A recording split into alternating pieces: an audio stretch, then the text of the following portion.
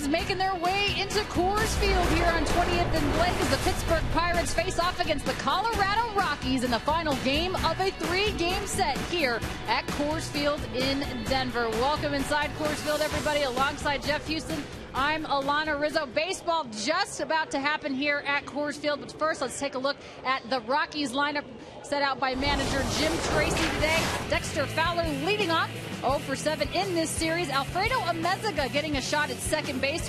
Rockies purchased his contract because of his versatility in the infield. Todd Helton in the 3-hole, Tulo batting cleanup. Carlos Gonzalez 2 for 4 yesterday. He's in the 5-hole. Seth Smith in right. Jose Lopez at third. Chris Iannetta behind the plate. And Ubaldo Jimenez on the hill. And Huey, Rockies hitters will be facing Charlie Morton today for the Pittsburgh Pirates. What is the best way to go about attacking him? Well, you have to make sure that he gets his two-seam fastball up into the zone a little bit. The fortunate thing is you faced him already once this season. He did those 7 innings against you, but he had 5 walks, gave up 5 hits. His fastball's 91 to 95 miles an hour, slider, changeup, and curveball. I'm going to be interested to see today how the curveball plays out at altitude. Is he going to be able to get that pitch to break 12-6 like he wants to? Look for Seth Smith, too, also had a home run against him last time in Pittsburgh, to jump on him again today. Yeah, and yesterday you had mentioned the weather plays in the favor of the pitcher. Hopefully that's in Ubaldo Jimenez's favor as well. That's going to do it for us here in center field. Right now, let's get you upstairs to where Tom Helmer and George Frazier are calling this one, guys. Yeah, Alana, you think the batters got their hands full? Wait to see what I got to deal with for the next 3 hours up here. I got my hands full, but when we return here to Coors Field, we're going to talk about the ace that's going to be on the hill for the Rockies, Ubaldo Jimenez, who wants to put a W next to his name, pick up that first win of the season. It's coming your way next.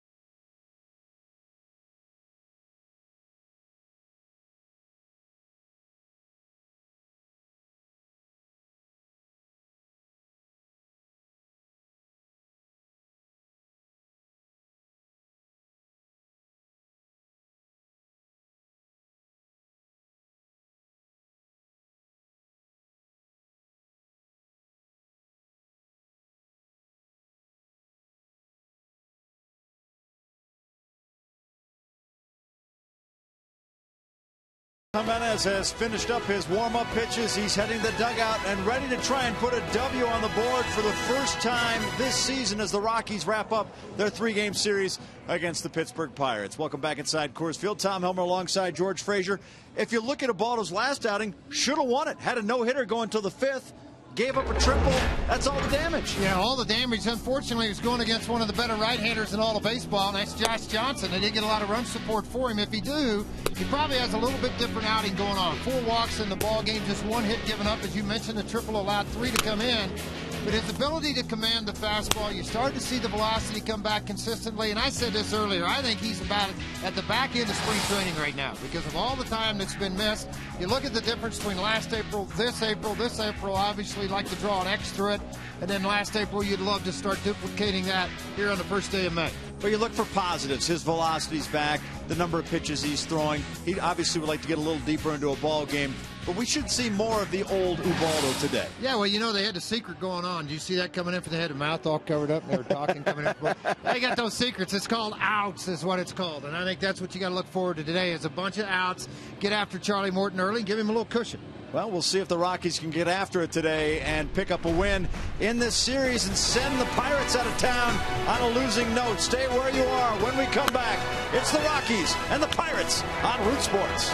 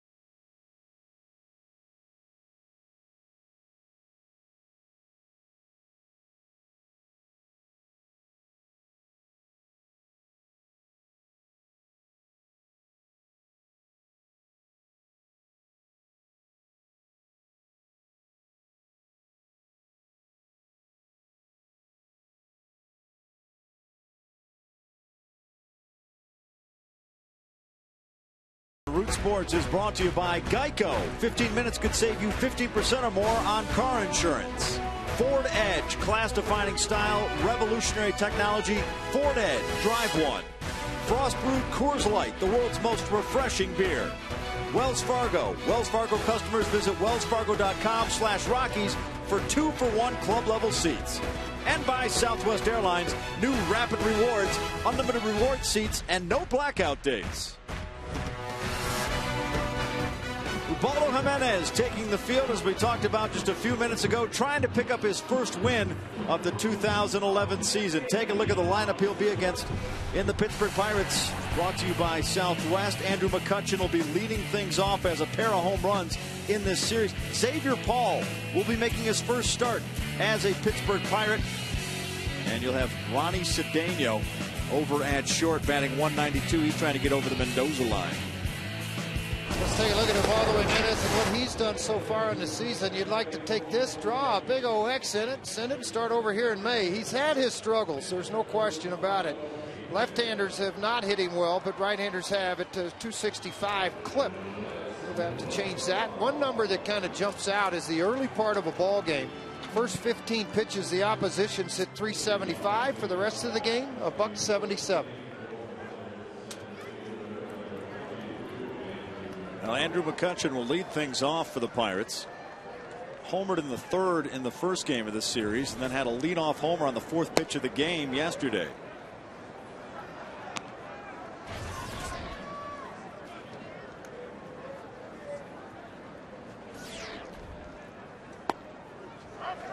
There's a strike for Jimenez. Evens the count at 1-1.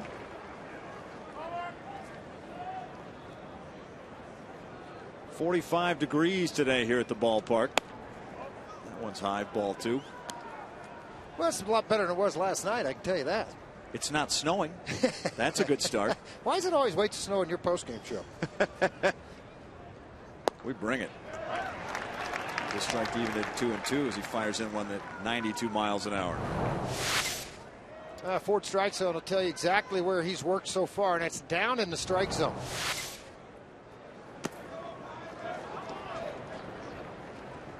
Yeah, I'm not sure. 100 on the gun there. Yeah, I'm not sure that gun was correct on that one, but you take it any way you want to look at it. How about that? Let the opposition. Have to be negative. It's 100. No, that's right. Let the opposition look up and see the 100, and you go, uh-oh. There's a drive to right field. This one's going to drop, and Andrew McCutchen's on with a base hit.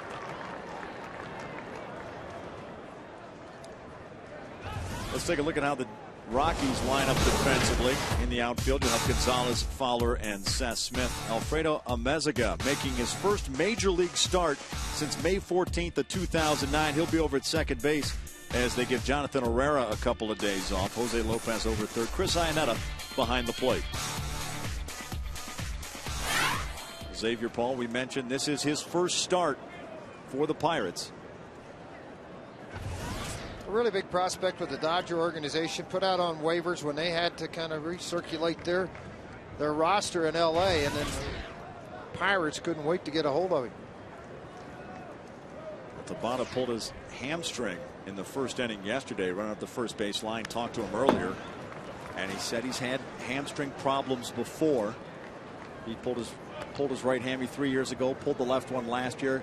They're going to set him down for a couple days, so there's no DL move or anything. They're going to wait and see how it is. But he said today he felt 95%. Well, that's pretty good news to hear for Clint Hurdle, because obviously he's a big part of their lineup, and with the 9 stolen bases, speed is a part of his game.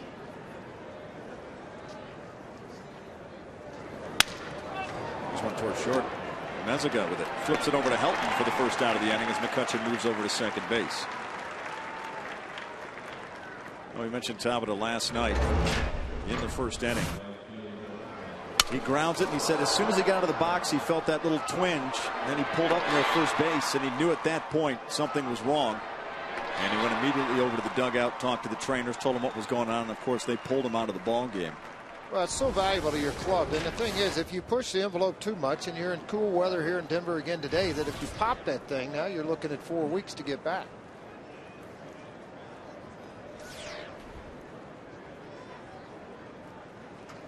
Garrett Jones, the batter, with one away and a runner at second. High ball 1. Jones is 3 for 18 against the Rockies so far this season, batting .167. 7 at bats against Jimenez, .286 average. He has been able to handle this Pirate lineup. 3-0 in his career versus the Pirates, .154 earned run average. Now, George, you look at Ubaldo Jimenez. He had that cracked cuticle at the start of the season. Had to go through in Arizona.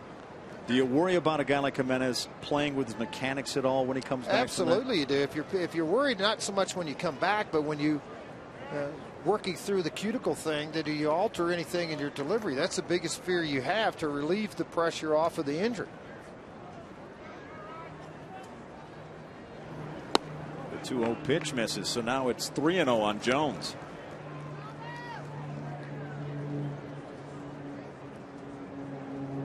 See Neil Walker on deck. Walker batting .301. He's got 3 homers this season.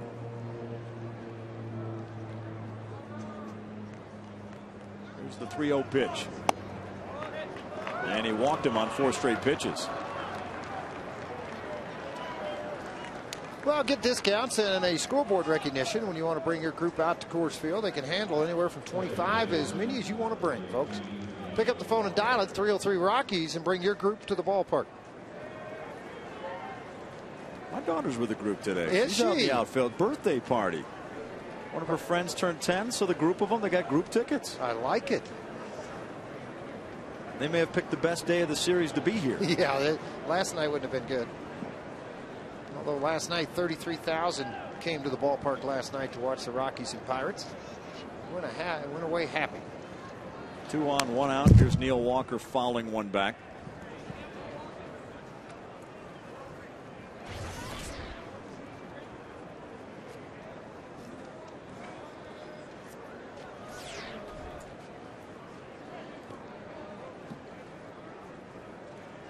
Jimenez with some traffic on the base paths, trying to clean it up.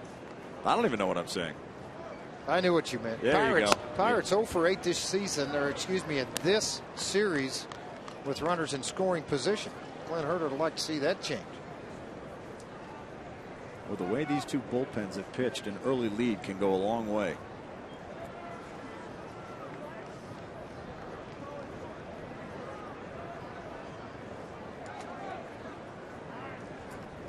Walker's going to call time.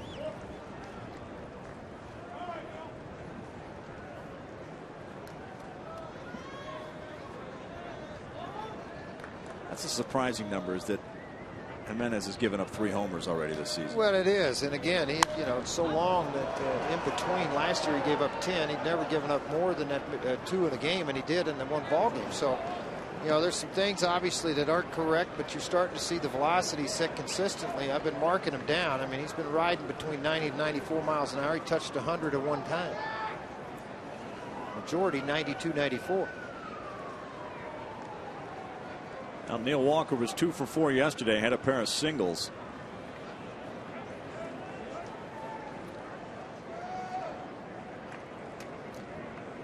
A single here might go a long way with McCutchen at second base. Yeah, probably would. And Walker's 0 for 3 in his career against Jimenez. He's been able to get him out with split fingers and get him chased. Good opportunity here for one, and there it is. Swing and a miss, and he strikes him out for the second out of the inning.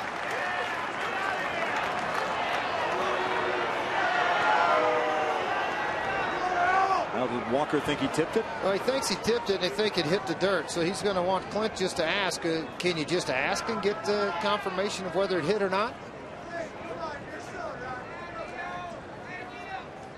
Well, let's look and see. We're going to look on the ultra mode. It'll be able to tell you right here if he made contact with the ball, then did it hit the dirt after contact?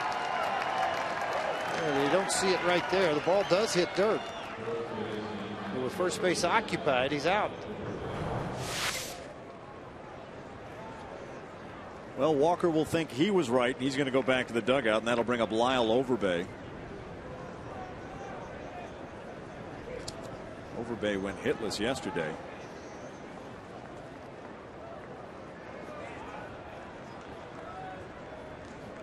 In fact, he's an 0-fer in this series.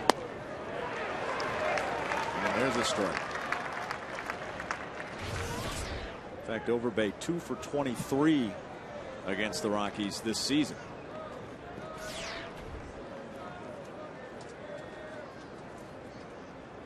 Now, one area he has excelled in is with runners in scoring position this year. 9 for 29, hitting at a .310 clip.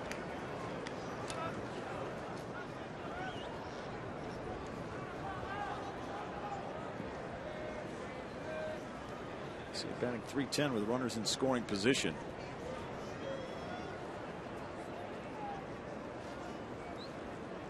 Just joined us. McCutchen got on with a single. 2 batters later, Garrett Jones drew a walk. So you've got runners at first and second with 2 away.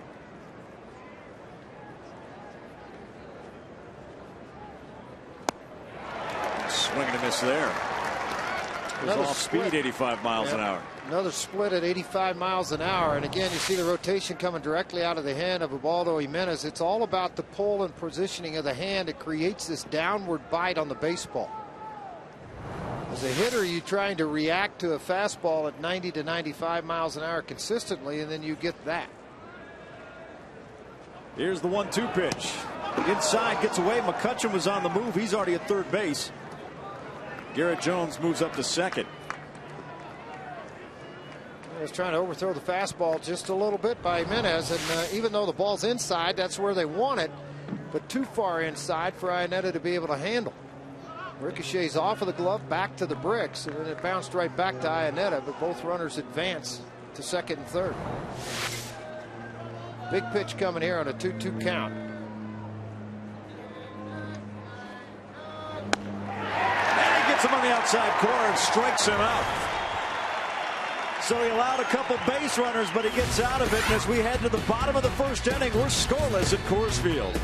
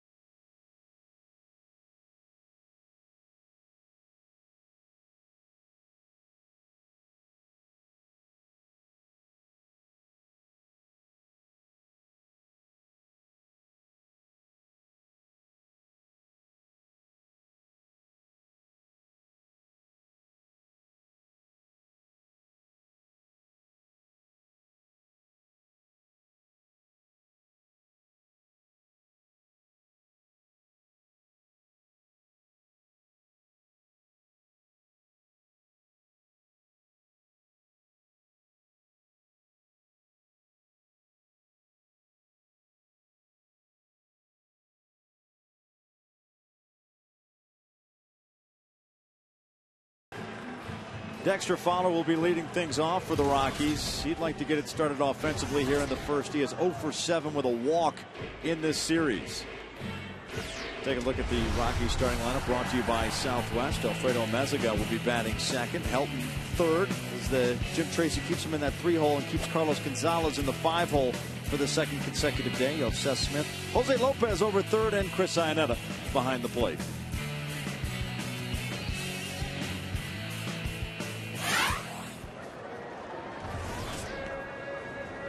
Here's the first pitch to Fowler, and that one in the dirt. Yeah, that's what you're going to see out of Charlie Morton. He's going to keep the ball down in the zone. He gets a tremendous amount of ground ball outs. What hitters want to do is get the sinker up into the strike zone, and even when it's up, he still has good sink. Now, what helps him is if you have an umpire behind the plate that likes to work low in the strike zone and give you that low pitch, then it creates more swings from the offense. Mark Carlson will be working the plate today. See how that ball just dives out of the zone. And in talking to people, Charlie Morton in some ways reminds me of perhaps a Jorge De La Rosa in the sense that, you know, there was a point last year where we'd have those innings that would get away from De La Rosa early in his career, had the same thing. Morton's been able to avoid that for the most part this season. Gone deeper into ball games, had more success by avoiding those implosion innings. Well, that's why these numbers are so much better this year. An earned run average of 3. The opposition hitting .229, which is outstanding. He just doesn't strike out a lot of people. The defense will be active with him on the mound. The 2-2 pitch fouled back. You take a look at the Pirates defensively. Got Paul McCutcheon and Jones in the outfield. Alvarez over at third, who already has 5 errors so far this season. Overbay at first. And Doman will be behind the plate as they give Chris Snyder the day off. They got to be careful with his back. He's had back surgery before, and they're giving him the day off.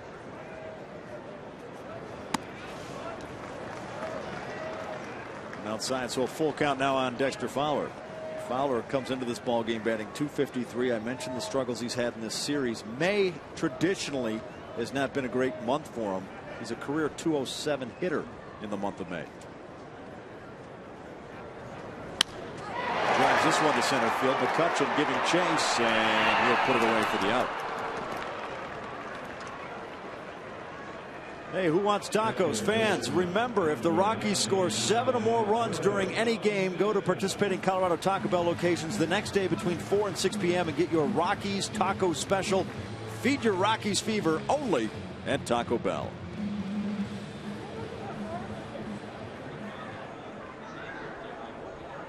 Tom Helmer along George Frazier today. Drew Goodman taking a day off. Yeah, an off day tomorrow. Spend a couple of days with the family. Absolutely.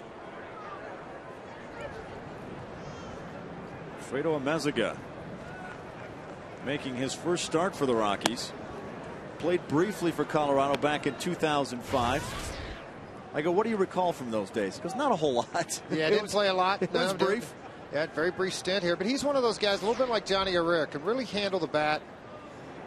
Doesn't have a tremendous amount of pop in it, but he can hit the ball into the gas. But more importantly, he can really bunt. He can hit behind runners, and a very solid defensive player. 1-1 pitch. Chopped over towards second base. And they'll put him away for the second out of the inning.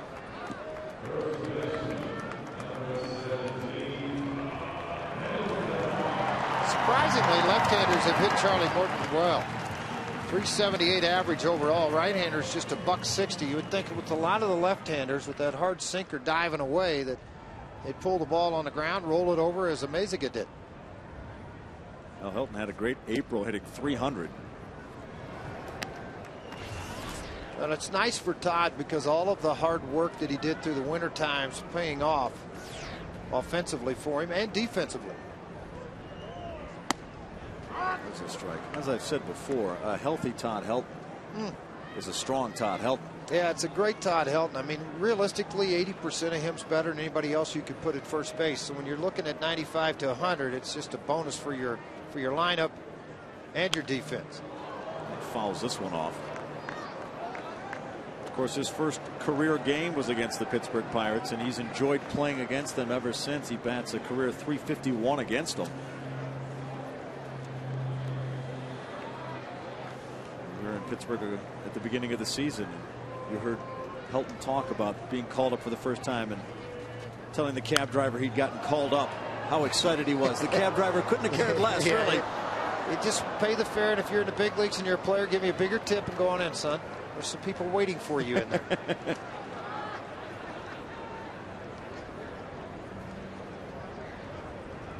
Here's the 1-2 pitch. One down in the dirt. I'll leave the count at 2-2.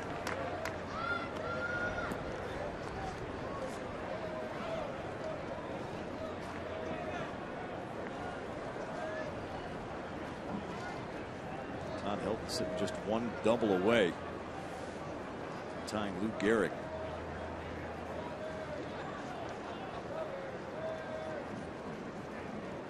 2-2 pitch. Right back up the middle. That one will be a base hit. So Todd Helton continues to roll.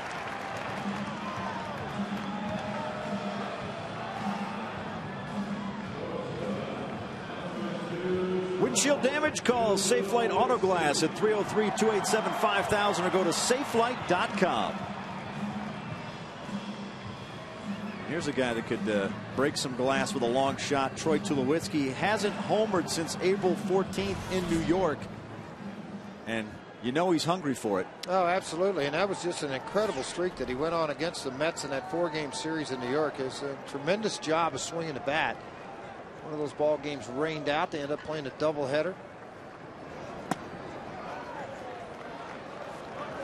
Now, Tulowitzki, after last night's game, my understanding, didn't go to the clubhouse right after the game. Stopped between the dugout and the clubhouse and went right back into the batting cage to take some cuts. Well, when you don't feel comfortable, it's like a lot of guys that say on the PGA Tour, they're not putting well. They get done with 18, they go to the putting clock. Well, he went to the cage to try to right the ship with his swing and try to get it intact with the timing the way he wants it. This one right towards third base. They'll go to second base with it for the final out of the inning. So the Rockies get a hit in the inning but can't get anything across. We head to the second inning. We're scoreless at Coors Field.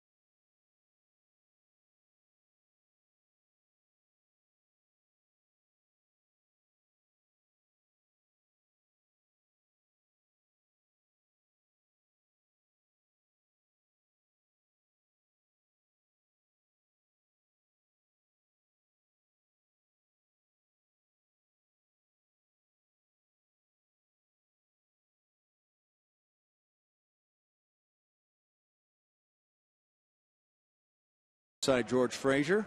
Drew Goodman enjoying a day off. He'll be back with us Tuesday when we start the series in Arizona against the Diamondbacks. Ryan Domit, the batter now for the Pirates, making his first start of the series. Chris Snyder, he's a guy they want to be careful with his back, not to wear him out early. Well, they got two very good hitting catchers, and I think the one thing Snyder brings to the table maybe is a little bit more better defensively behind it. Domit with 2 errors already on the year behind, and an erratic throwing arm. Snyder on the other side of it, a little bit better catcher defensively. I think too that Clint liked the fact of having him behind the plate because of his years with Arizona and knowing the Rockies lineup. This is Domit's 14th start of the season as he draws the walk there. That's the second walk issued by Ubaldo Jimenez so far this ball game. One thing Domit does bring to the table, he's very versatile. He can play first, he can play right and behind the plate. One thing he plays pretty good though is hitter. It's a good place to be good at. Yeah, you're right. Pedro Alvarez stepping up. He's hitting 200 so far this season. 1 for 8 in the series.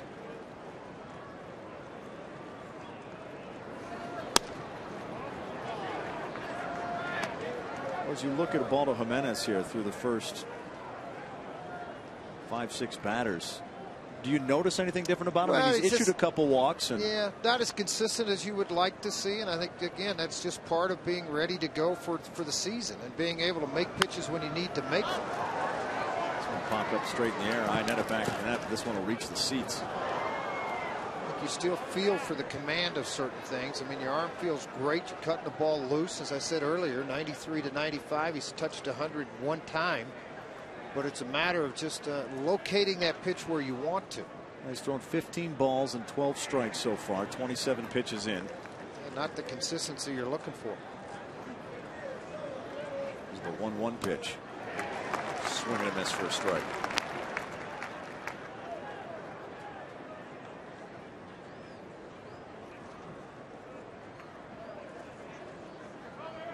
You'd like to see him more mid to upper 90s. Well, it's all about location. I mean, it can be 88 or it can be 98, but if you don't throw it where you want to, then that's where you run into problems. As you continue to fall behind in strikes in your counts and get into more hitters counts, where obviously the numbers are very prevailing of what guys do at the major league level.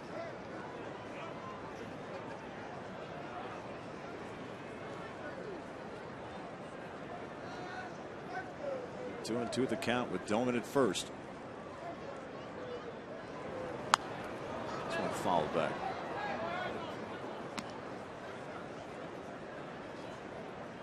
Not a bad day at the ballpark. We said 45 degrees when this ball game started. The winds aren't very strong, so that makes it fairly pleasant. Well, when you start to move around as a player, that's when you start to warm up, obviously, but it's the in-between time coming into the dugout and sitting there. That one misses. 3-2. So the count full now. You'll notice Ubaldo Jimenez wears the short sleeves. I'd asked him yesterday, it's going to be cool out today. You're going to wear long sleeves. He says, can't wear long sleeves. It feels like somebody's pulling my arm. I will never wear long sleeves. Well, a lot of guys like that. A lot of guys just wear T-shirts, you know, underneath. This one driven to left center. Fowler giving chase. This one will drop for a hit. Domit will move over to third base. And that's a single for Alvarez. Well, last night it was the Rockies' bottom of their lineup to put a lot of tallies on the board early. That was in the second inning. They were to put 4 on the board. The Pirates trying to do the same here with the bottom of their lineup. Fastball down and away from him, late tailing, just off the end of the bat, dumped it out in front of Dexter Fowler. Domit was on the move. Once he saw the ball down, it allowed him to advance to third base. That'll bring up Ronnie Cedeno. He's had a couple hits in this series, including an RBI triple on Friday night.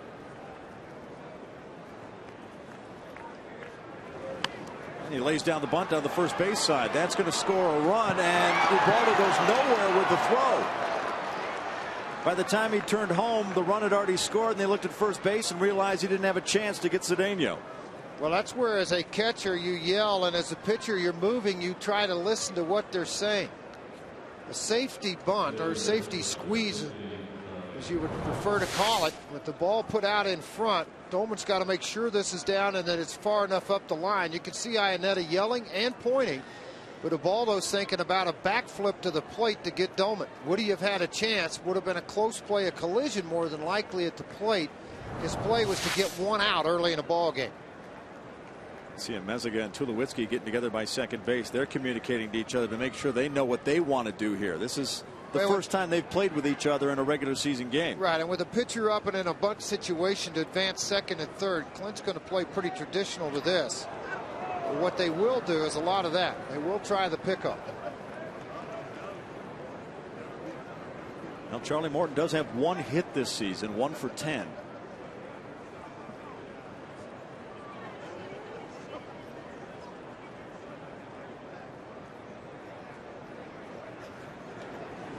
As the bunny pops it up, Iannetta has it for the out.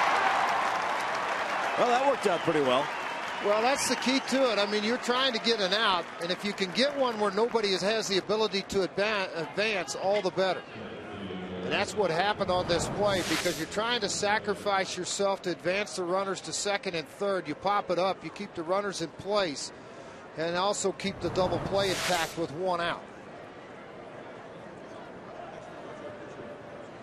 Now that'll bring up Andrew McCutchen, who singled in the first inning.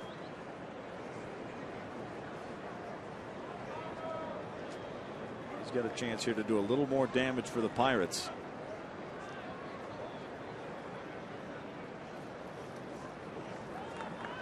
McCutchen, as most of you that follow baseball know, probably one of the fastest guys in baseball. Out of high school in Florida. Could have gone anywhere to play football with his speed, especially in the state they call the Speed State. All those schools wanted him. Also a track star. Chose baseball. It's been a good choice. Well, he had unlimited options. It's kind of nice when you're the great athlete, the ability to go play what you want to play. And most guys that have the ability to focus on one sport at some point, and they're good athletes, they perfect it pretty well. Those guys make me sick. I struggle to be hard. I struggle to be good at one sport. Come on, you were a hard-hitting defensive back. I was a receiver, but I was hard-hitting. You were hard-hitting. You were Steve Largent. I had a lot of free time when nobody's throwing you the ball. The 1-1 pitch. One misses. Ball 2. So 2-1 the count now on McCutchen. Well, a little bit fooled by everything, including the umpire. Ford strike zone and caught the bottom portion of that zone.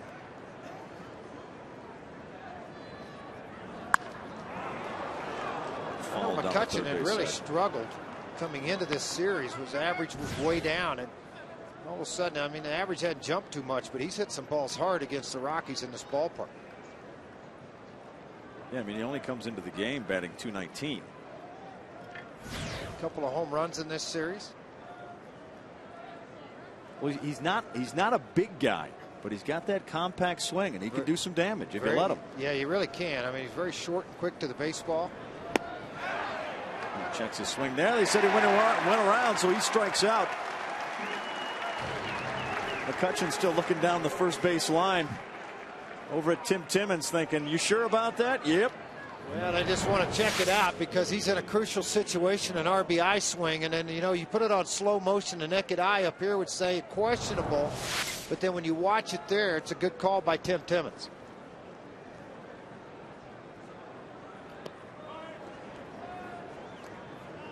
So Xavier Paul up once again, looking for his first hit as a Pirate. Grounded out to second in the first.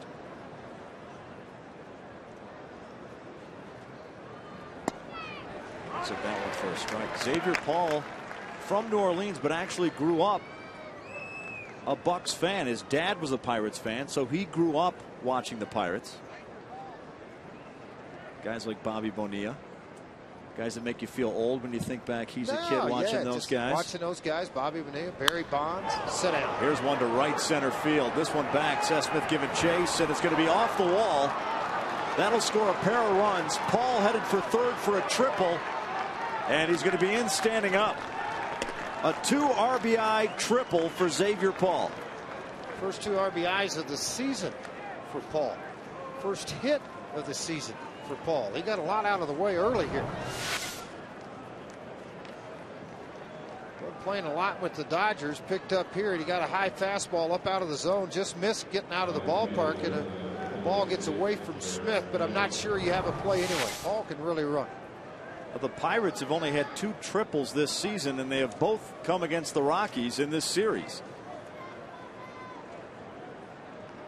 The Pirates with a 3-0 lead. Now Garrett Jones up, who drew a walk in his first at bat. He sends this one towards left center. Dexter Fowler giving chase. He's not going to get there. That's going to drive in another run for the Pirates. And Garrett Jones has a double.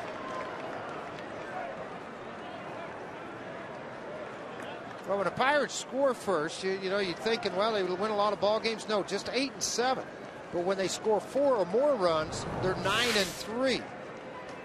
Well, they've got 4 on the board now. Bob Apodaca is going to go out and visit after this swing on a fastball out on the outer half of the plate from Jimenez, and this ball continued to ride and fade away from Dexter Fowler. You thought off the bat his speed might be able to catch up to this baseball, but it was hit to one of the deepest parts, and another RBI. That's 8 now for Jones. The Rockies trail in this ball game 4-0. Ismael Rogers, the right-hander, who had been skipped because of the off days and the rainouts, he is the long guy in the bullpen now, so he'll start getting loose in case this continues on with a couple outs.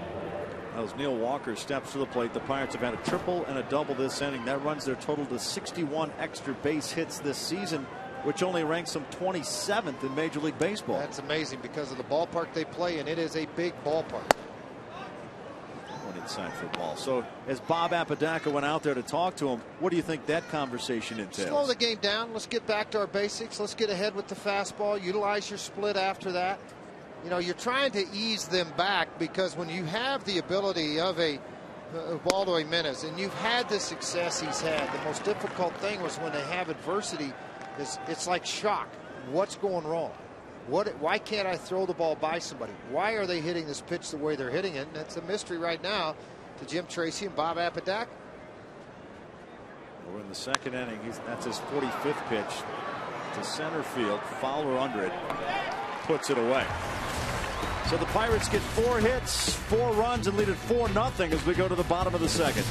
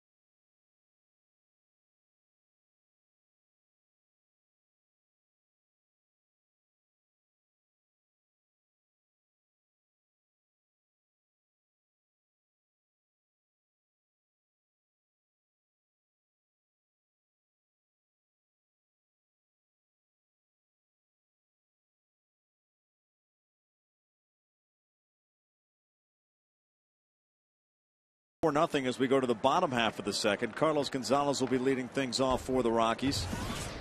He snapped an 0 for 25 skid in the first game of the series by laying down a bunt in the 9th inning to get on, and then backed it up last night with a double in the second inning off the left field wall. Also had a single. So he was 2 for 4 and seems to be back on track. Well, you like what you see because of the way he hit the ball to left field. Then he got a hanging breaker. He jerked it to right field. All those things are indications. After visiting with him and seeing what was read in the papers, wrote in the papers today, about how he was pulling off with his front shoulder. His back leg needed to be down farther, driving in with the front shoulder slightly tilted down so he could see that outside pitch and react to it. He was pulling off of those pitches, so as a result, the outside pitch looked like a ball to him, and it was a strike. And he started to chase pitches out of the zone. Morton quickly behind him, 3-0. When I talked to Gonzalez the other day, he said, you know, part of the problem is it's early in the season, so when you have a slump like this, the numbers change more dramatically than they would late in the season. And on 4 straight pitches, Carlos Gonzalez draws a walk. That's not something as a manager you like to see, because your club just put 4 on the board for you. All right, now let's check in with the third member of our broadcast team, Mark Stout. Mark. All right, Tom George, Charlie Morton, one of those guys you were talking about last inning. Talented on and off the field, pitching here today. And he's musically inclined. When he grew up, he didn't play an instrument, but his mom sang in a symphony orchestra. Dad was a Springsteen fan. He used to go to Oyster Roast in South Carolina. That's where he learned about bluegrass. Now he plays guitar so well that he performed at the Pirates Fan Fest for the fans and his teammates. And he's planning to release an album called Storm Inside. So, you know those guys, Tom, they can do it all. Pitch and play guitar. One of those guys, talented at many things. Mark and I have talked about it before. For those of us who aren't talented at anything. I think you sing wonderfully. Well, let's see. If the Rockies turn things around, we'll be singing a song. And you dance well. 19 walks and 34 in the third innings right now for Mr. Morton. That's too high a number, because you just create traffic and eventually it'll come back to bite you. Smith pulls this one to first. They'll get Gonzalez at second, back over to first for the double play. Yeah, the Todd Helton hard double play, 3-6-3, one of the hardest to turn. But I think what helped Overbay was close to the bag when he fielded that ball. You know, Jeff talked about it in the pregame show. Jeff Houston did, about throwing to the backside. Well, here, because the field of where the ball was fielded so far up front, it made an easy throw to Cedeno, who's coming to the bag, and then back to Overbay to complete the double play ball. Close at first, really close at first. But a correct call by Mr. Timmons. We'll bring up Jose Lopez. He takes the first pitch ball. Lopez, a guy trying to get some traction, batting 157 this season. He's had a couple home runs. Fouls that one back. And they'll need him to step up even more with Ty Wigington nursing that oblique injury. And well, and the thing is, everybody started, why don't you bring up Ian Stewart? He's hit 400. He's doing, get some consistency at bats. I want to see consistency out of what you're doing at AAA. Let's do it for 2 or 3 weeks. And then when you come back, you're here. You're the guy. It's not a thing where you send him down there and if 4 games he hits well, let's bring him right back. Right. It's not timeout. You know, where you're going over in the corner for 15 minutes and you get to go play with the kids again. You need to spend some time there to get everything in sync like you want. There's one driven to left field. This one will be caught and put away by Paul. We head to the top of the third. Pirates on top, 4-0.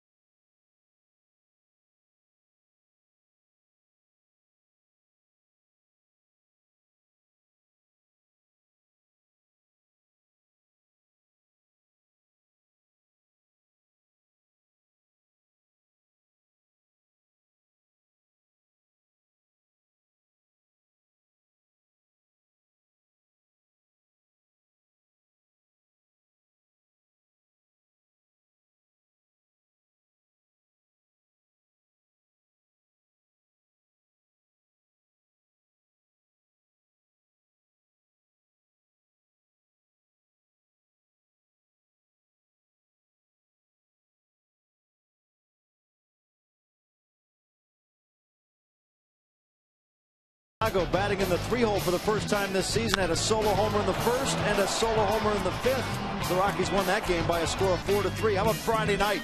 Seth Smith with a great catch near the wall, backed it up with an even better catch last night to rob Andrew McCutchen down the right field line.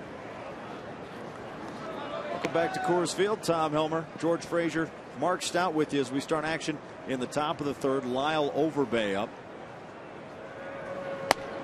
Swing and a miss. The Pirates got 4 hits and 4 runs in the 2nd inning.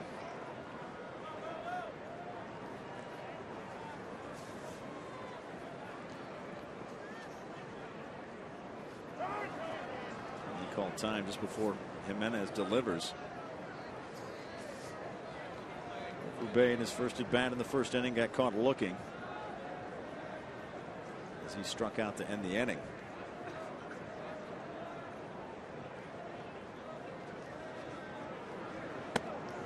High.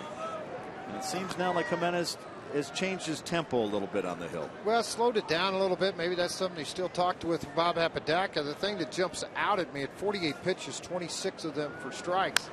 Not a lot of balls, not a lot of strikes consistently. And you know, that's something he's always done in the past. It's almost been a 3-to-1, 2-to-1 ratio to where he was able to command everything in zone. And again, fighting to find a feel for the baseball. George, you know, with hitters, you hear them talk when they haven't had a hit in a while, they might start pressing at the plate. What about a pitcher that hasn't had a win in a while? What might change for him? Well, you start the same thing. You just start to press. You start to try to make the perfect pitch on every pitch. And when you're throwing 110 of them, obviously you can't do that. You know, one pitch I've noticed that he really relies on for outs now. Before a year ago was a lot of fastballs. And now I'm seeing more split fingers in strikeout type situations or strikeout counts. And you wonder why a little bit. Maybe he just doesn't trust the fastball to put into the location he wants to. Yeah, because when you're in trouble, you're going to go with the pitch that feels the best. Yeah, I think you are. And I mean, he's developed a split. There it is again. Hard split at 85 miles an hour. If you think back to when he had the very good curveball, very good slider, mixed in a change occasionally. You don't see a lot of the curveball slider mix as much as you do fastball changeup. It's a full count now to Overbay. There's the pitch, and he struck him out. So Jimenez picks up his 4th strikeout of the ball game. Ubaldo Jimenez in his last start, probably a start he should have won. He pitched great, took a no-hitter into the 5th inning before giving up a bases loaded triple. And that was really all the damage the Marlins could do to him. Yeah, and you're seeing an awful lot of swings and misses on fastballs, and that makes all the other pitches that much better. And you're right, the 4 walks hurt him, and of course the triple. That's the one thing that got after that ball into right center field that drove in 3 runs. And again, you're going against Josh Johnson, who today is leading the National League with an .088 earned run average at 40 innings.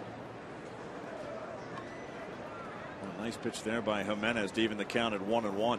You need one of those shutdown innings. He's on a good part of it right now with the strikeout of Overbay. Tough out at the plate with Doman. There's the ball. Doman had walked in the 2nd inning and then scored on a Ronnie Cedeno RBI bunt single.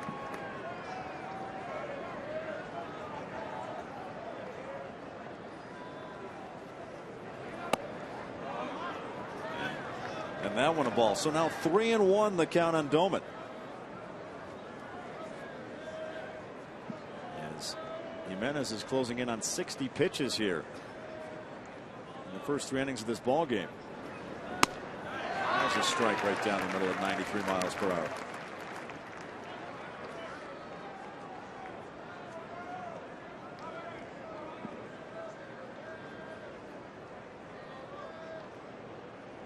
The payoff pitch, and he walked him.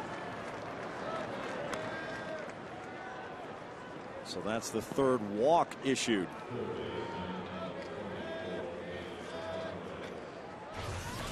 It's time now for our Geico quote.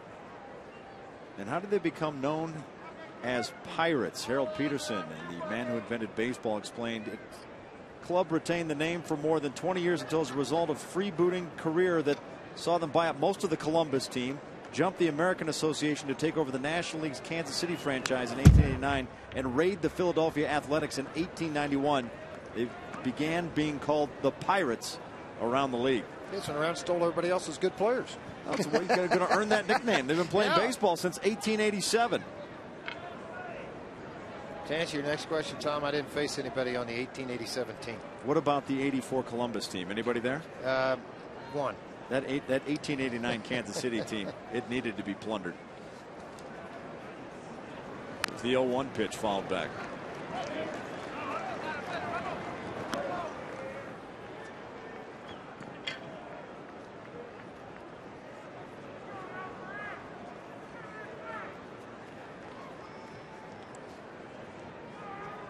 To the count on Pedro Alvarez, who singled in the second. Get Doman at first base. There's a ball. Yeah, I thought at the top end of the strike zone at 93 miles an hour, he was able to strike out Lyle Overbay on a fastball up in the zone. Maybe trying to revisit that a little bit. You can see just missed at the top of the zone. That's why Chris Iannetta held it there after he caught the baseball.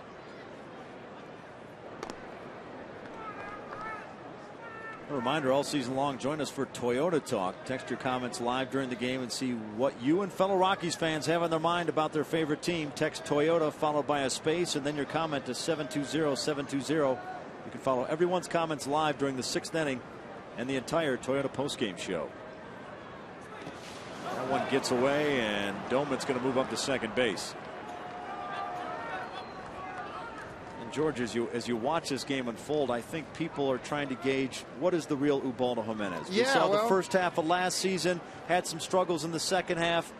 You know, had the cracked cuticle, hasn't been a strong start to 2011, but where will he fall? I mean, at what point will he be? You got to hope, Tom, that he goes back and he wins that 12 to 15 games from this point forward. You hope he's that guy that's the anchor of the staff, is what you're hoping for. This broken bat shattered. Yeah. I mean, that's what you're looking for. I mean, he's won 15 games in the first half, then went 4-8 to this point. From the All-Star break to right now, 4-8 the rest of the time. So you'd like to see all of that corrected as you move forward. You talk about blowing up a bat. I mean, this is exactly what happens. You see Iannetta's glove. I always watch catchers to see if pitchers hit the spot of where they're going, and then the head of this bat's flying out. Amazing. A nice job avoid the bat, pick the baseball, and get Alvarez at first. He fielded the correct object and got it over to first base. Now the thing you battle against as a catcher, you want to call that split finger, but you want to make sure that it's, you know, to where you can block it with the runner at third. You're not going to face Cedeno. There's no reason to. You're down 4-0. Too many things happen with an everyday player versus somebody like Charlie Morton, who you mentioned earlier, just one hit so far in the season. So you'd rather face the pitcher in this situation down 4-0. Yeah, Morton's 1 for 11 now, so they're going to intentionally walk Cedeno to get to him.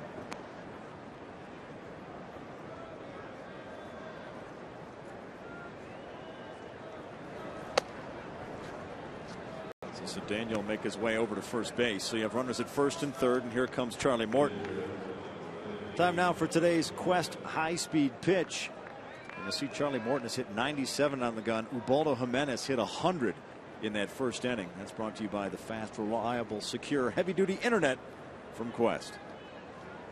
And George, he questioned the gun a little bit, but I think it was good. Well, it's all good. I mean, you're using the Quest internet here at the ballpark to keep up with every pitch that's going on. Yeah, you like to see those 3 digits flash if you're a pitcher.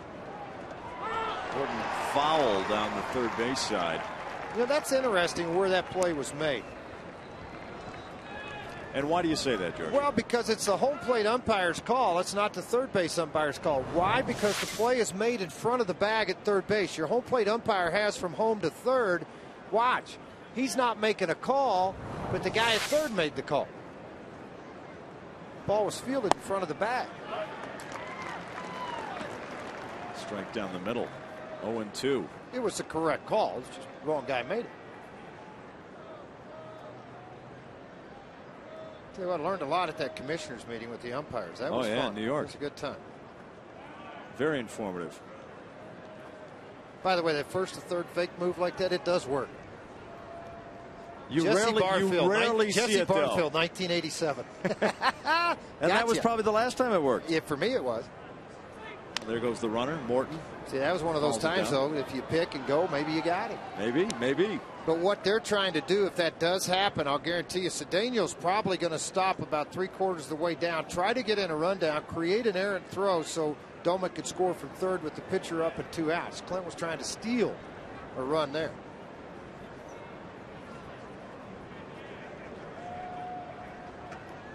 There's the 0-2 pitch. And he struck him out. So the Pirates get a couple runners on, but they can't do anything with it as we go to the bottom of the third. Pittsburgh leads it 4-0.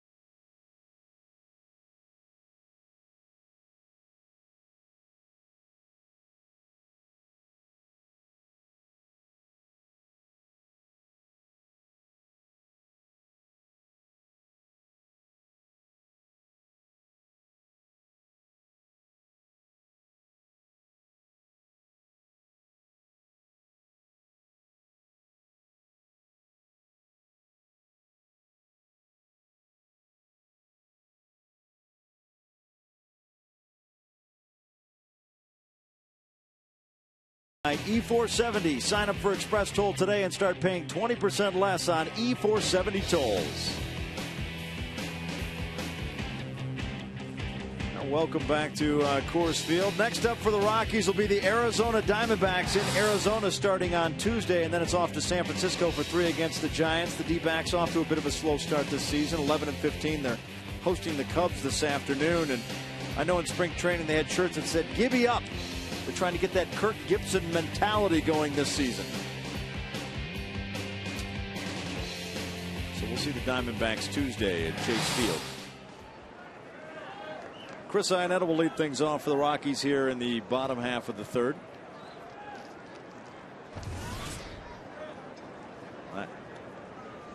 Iannetta with a big 3-run homer yesterday to right center field. It was his third of the season. One thing that Doug looked up at the break was the ground ball fly ball ratio for Charlie Morton. He leads the National League with 3.6 ground balls to every fly ball out. He's done a nice job of that in the game here. 1 fly ball out to left field. And a leadoff by Dexter Fowler. So he's had a couple of fly balls, but everything else been down on the ground for outs. Quite a different pitch count for him. 30 pitches in the game. And he's only given up 1 hit. That was a single to Helton back in the first inning. Morton likes to throw that 2-seam fastball. Seems to be his go-to pitch. Man, you get that heavy ride and sink on there. You get guys hitting the top half of the baseball, and you just hope it's at somebody. Really elevated arm action, too. His arm stays up on top of the baseball, and you add his velocity with the movement. If he gets it in the strike zone, he has success. He's done that this year for the Pirates. Working all over the place with Iannetta. A couple in, a couple away, or 1 away. That one low, 3-1, and I mentioned Iannetta with a big 3-run bomb in last night's ball game. Hits it to right center field, and he made it look effortless. Well, this is a strong man at the plate. When he does make solid contact and stays on the baseball, I thought it was a great picture today in the Denver Post of Iannetta and his form of hitting that baseball. And hitting it out to right field where the position of the bat and his head right on it as the pitch came in. Now let's check in once again with Mark Stout. Mark. All right, guys, AT&T trivia time. Neil Walker, the Pirates' second baseman, hometown hero, born in the city of Pittsburgh. There have been 124 big leaguers born in the city of Pittsburgh, 44 that have actually played for the Pirates. Now, here's the question. 39 major leaguers have born in the city of Denver. Only 2 have played for the Rockies. Can you name those 2? Give it some thought. The answer coming up. Guys? All right, thank you, Mark. Ubaldo Jimenez at the plate. He's looking for his first hit of the season. Like to help out his own cause here. Get something started offensively for Colorado. Takes a strike low. 1-1 the count.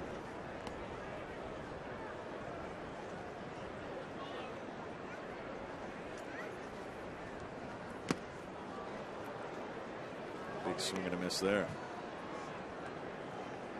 Well, you see those pitchers around the hitting cage too when they come out and hit early. Those guys love to try and jack one. Well, that's the fun time. I mean, that's when you get to come out and do some things. That's it. That's when you can wail away at it. I know when I played, it was relievers versus starters, and you had a game every day at home. Who hit the most home runs? Well, no fun there as Jimenez strikes out. Wells Fargo customers, get your 2-for-1 Rockies tickets today by going to wellsfargo.com/Rockies. See a Wells Fargo banker today for details. Wells Fargo Bank, N.A. member FDIC.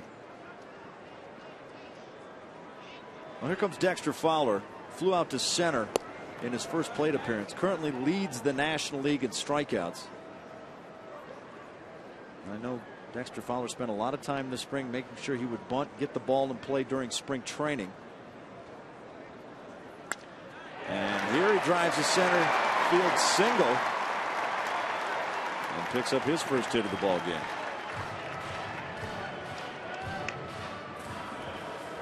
Well, he needed that one, George. Yeah, he did. Right now, the Rockies need as many hits as they can come up with.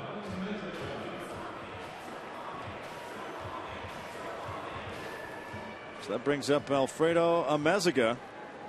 Grounded out to second back in the first inning. I talked to him a little bit before the game about playing at second base, playing in the middle infield with Troy Tulowitzki, because of course he played with Hanley Ramirez in Florida. And he said one of the things that amazes him about Tulowitzki is the arm strength.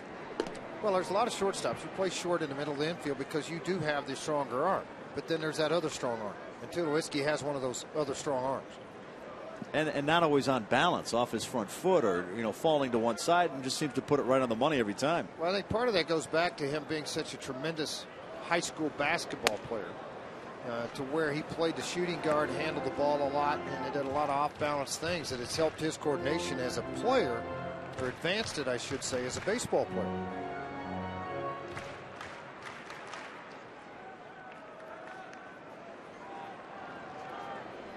I want to know the count to Amezaga.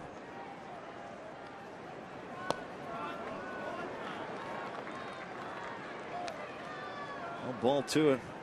I'd like to see the Rockies get something going offensively here with 2 outs. Got plenty of speed on the base paths, and Dexter Fowler. Got Todd Helton sitting on deck.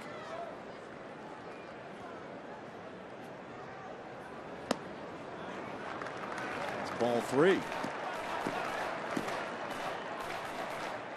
So Morton in danger of having a pair of runners on. And bringing up a guy that he's already given up a hit to in Helton.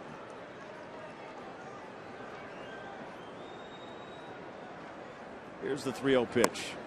And he walked him on 4 straight pitches. 20 walks now in 35 innings.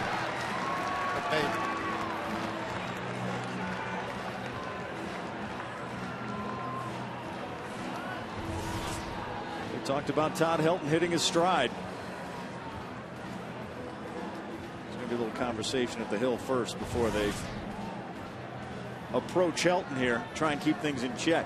Well, don't change anything. Just keep doing what you're doing. I think that's the key to it. I mean, Clint Hurdle looks around. So does both managers. Where are we in the lineup? Who you got coming up? Who's up next? Obviously, you want to get to Tulowitzki. You're in the middle. So Ray Surge comes out, who's their pitching coach. Had been a long-time minor league pitching coach and had filled in a little bit at the big league level. That had received the job when they got rid of a lot of the coaches from a year ago. They had a left-handed pitcher with the Cardinals, the Mets. Starting pitcher, worked out of the bullpen in the big leagues, who's been with the Pirates, though, for a long time.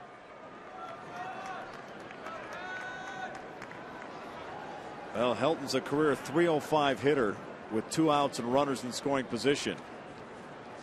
Good numbers. There's a strike on the outside. Difficult guy to call balls and strikes on. Why? Well, there's such late movement on the baseball. See, watch this baseball is approaching the plate. Now, that's going to really look like it dives out of the zone, but at some point it was over the plate. And that's why it gets called a strike. It may not on the very next pitch, though. They check to see if he went. They say he did not, so that evens the count at 1-1. Well, as a pitcher, you don't want to get into this position. 2 runners on and a guy like Helton coming up and Tulowitzki in the on-deck circle. You want to work through these guys to where they're not in a damaged situation, and that's where they are now.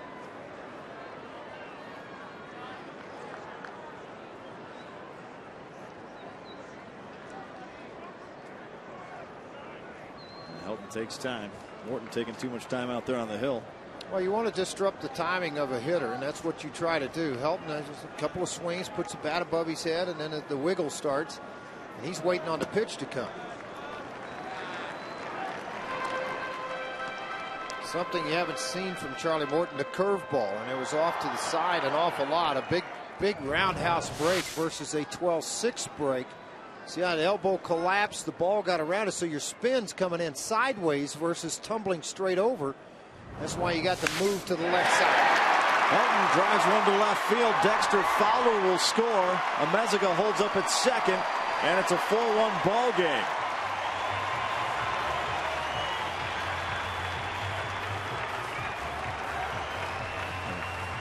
Now, this replay is brought to you by the Colorado Lottery. Don't throw away your non-winning scratch tickets. Replay every ticket in a second chance drawing at coloradolottery.com. Well, you don't want to get into this spot with 2 outs and a hitter like Todd Helton at the plate, and he made you pay for it. He drives in his 11th run of the season in another 2-out hit for this Rocky Ball Club on the season.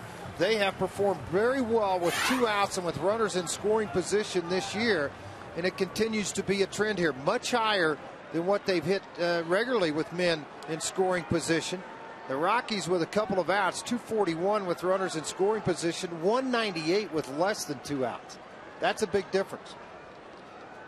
That brings up Troy Tulowitzki, and of course Helton batting in that 3-hole. You're going to see a little better selection of pitches with a guy like Tulowitzki hitting behind you. Absolutely you are. There's no question. And I think that's where things get to the advantage. That's why Gonzalez gets what he does. That's why Albert Pujols with Matt Holliday hitting 400 behind him gets the pitches he gets.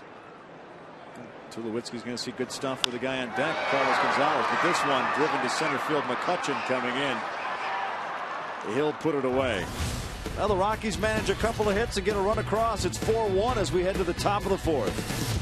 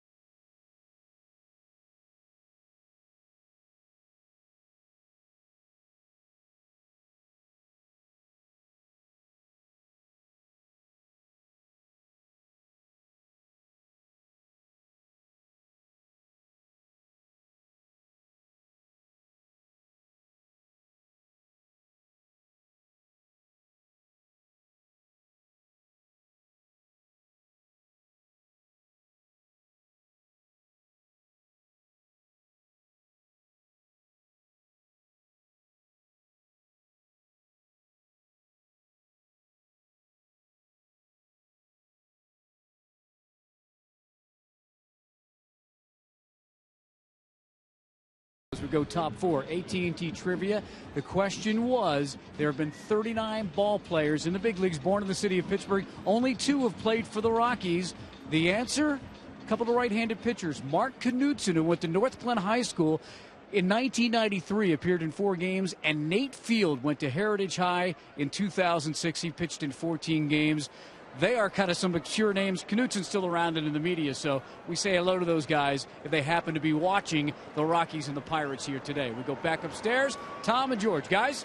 All right, thank you, Mark. Andrew McCutcheon leading things off for the Pirates here in the top half of the 4th inning, and we're joined by a special guest, John Aragoni from the Boys and Girls Club. How are you doing today? Doing great today. It's great to be here. Maybe you'll bring a little good karma here for the guys. We in almost purple. had him. Almost had him. Just give it time. Still plenty of baseball to play, and you guys have an interesting raffle going on right now at the Boys and Girls Club. Tell us a little bit about that. The Dream House raffle. We're raising money for the Boys and Girls Clubs of Metro Denver, all 10,000 of them.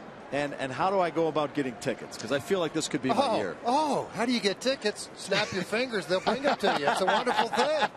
Yeah. Told George and How Drew about that, huh? These guys bought tickets. They just didn't buy enough. That's all it was, huh? Heck, gummit. MileHighRaffle.com. That's the website. MileHighRaffle.com. And the house that they have there, is that donated to the Boys and Girls Club? No, it's been taken off the market until the raffle is over, and if the grand prize winner chooses the house, they get it. That's a pretty nifty deal, huh? It is a nifty deal. It's a $1.2 million beautiful home in Washington Park.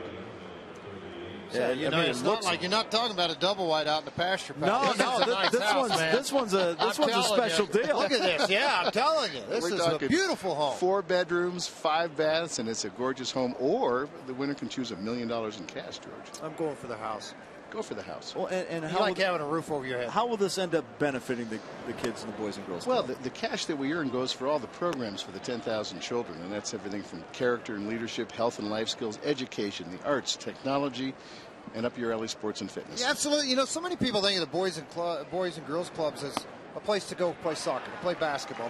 No, it's a learning center. Absolutely. It's a life learning center. Right. That's the cool part about it. I mean, there's counselors there every day that are working with the kids in the computer rooms and the classrooms, helping with homework and getting things done. Right. No, we have a very, very incredible staff and dedicated kids, and it's a wonderful place to be. And 10,000 are coming in our doors. Wow. I know in Oklahoma, a big thing in the spring and the summer with the mom and dad working. They're saying, what are you going to do with the kids? A lot of them go to the Y. Yeah. My 2 grandkids go to the Thornton Y in Tulsa, Oklahoma. Well, here they come to the Boys and Girls Clubs in Metro Denver. That's the thing.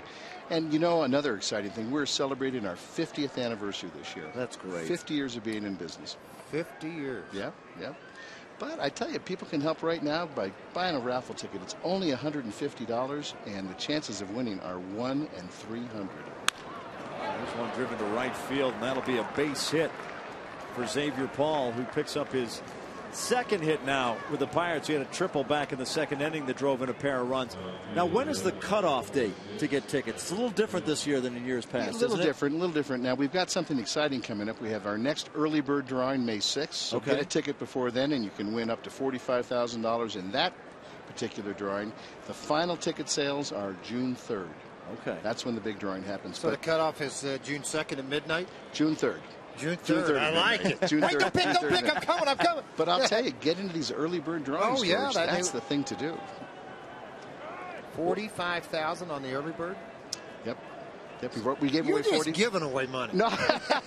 People are buying tickets. That's right. We're putting it aside. You got to have some fun with this. But at the end of the day, it's all about raising money. Well, how do I know when kids. I won? When is the grand prize announced? We'll probably, let's see, June 8th, you will know. So it'll be pretty quick after the deadline. It takes us a while to sort out all the accounting, but June 8th is when the main drawing will be taken, and we're going to make somebody very, very happy. And the prizes are the house, and there's an early bird drawing. Is there other prizes as well? Yeah, there's trips, and there's cars. There's all kinds of things. I like trips. Trips to Hawaii. I mean, get I in like there. Hawaii. Go in there. And, honestly, most people choose the cash, but that's just fine with us.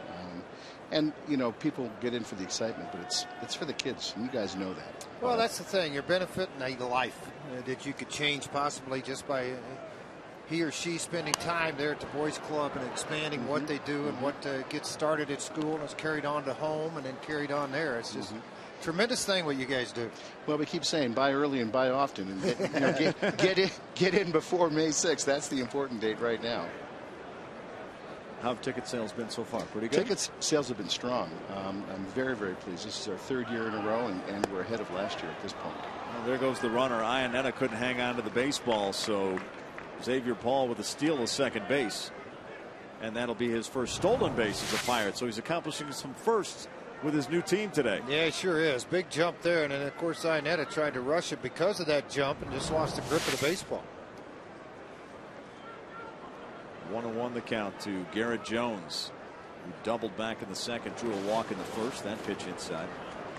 Well, John, what do you think of this Rockies team? They're off to a great start. We're moving into May. A lot of excitement in the city. The Rockies are just incredible. You know, everyone in the city is buzzing about them. I think it's just great. They've got a fast start this season.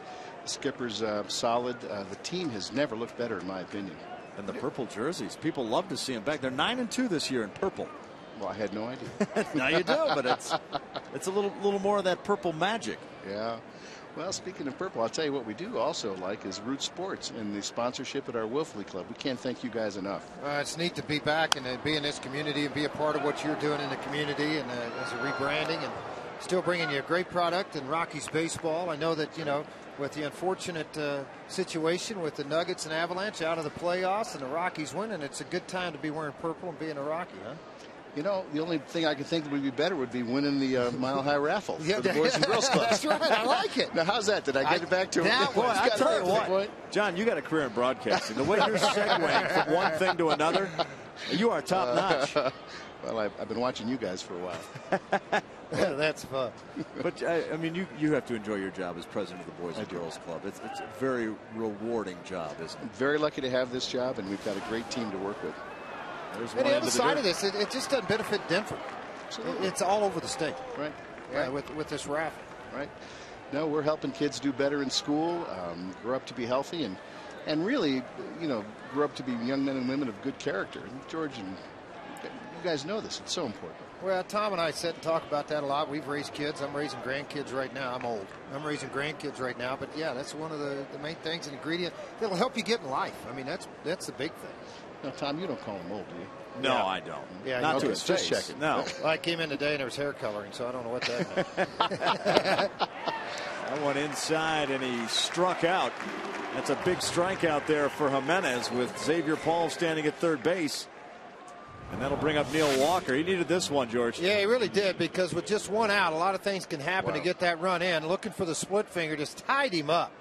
Hands close to the body. It's one of those uh-oh swings, and head back and grab some pine. Now you see action in the bullpen as Esmiel Rogers is getting loose for the second time now. Hey, looking up at the pitch count, too. It's 87 pitches right now for Ubaldo. He'll hit fifth the next inning. It's one to center field. Extra follower will get underneath it. Excellent. For the final out. John, we appreciate you joining us. Good luck with the raffle. Now, other than going online, can you go anywhere else at the Boys Club price sign up and get one? You can come to our headquarters. You can come to our headquarters. Call us at our office. But MileHighRaffle.com is the best place to go. Beautiful. All right, thank you, John. Thank you. Appreciate it. Okay, We'll see you soon. That's got Frazier on there, Tom. See, that's got Frazier all over that house. Win it, my man.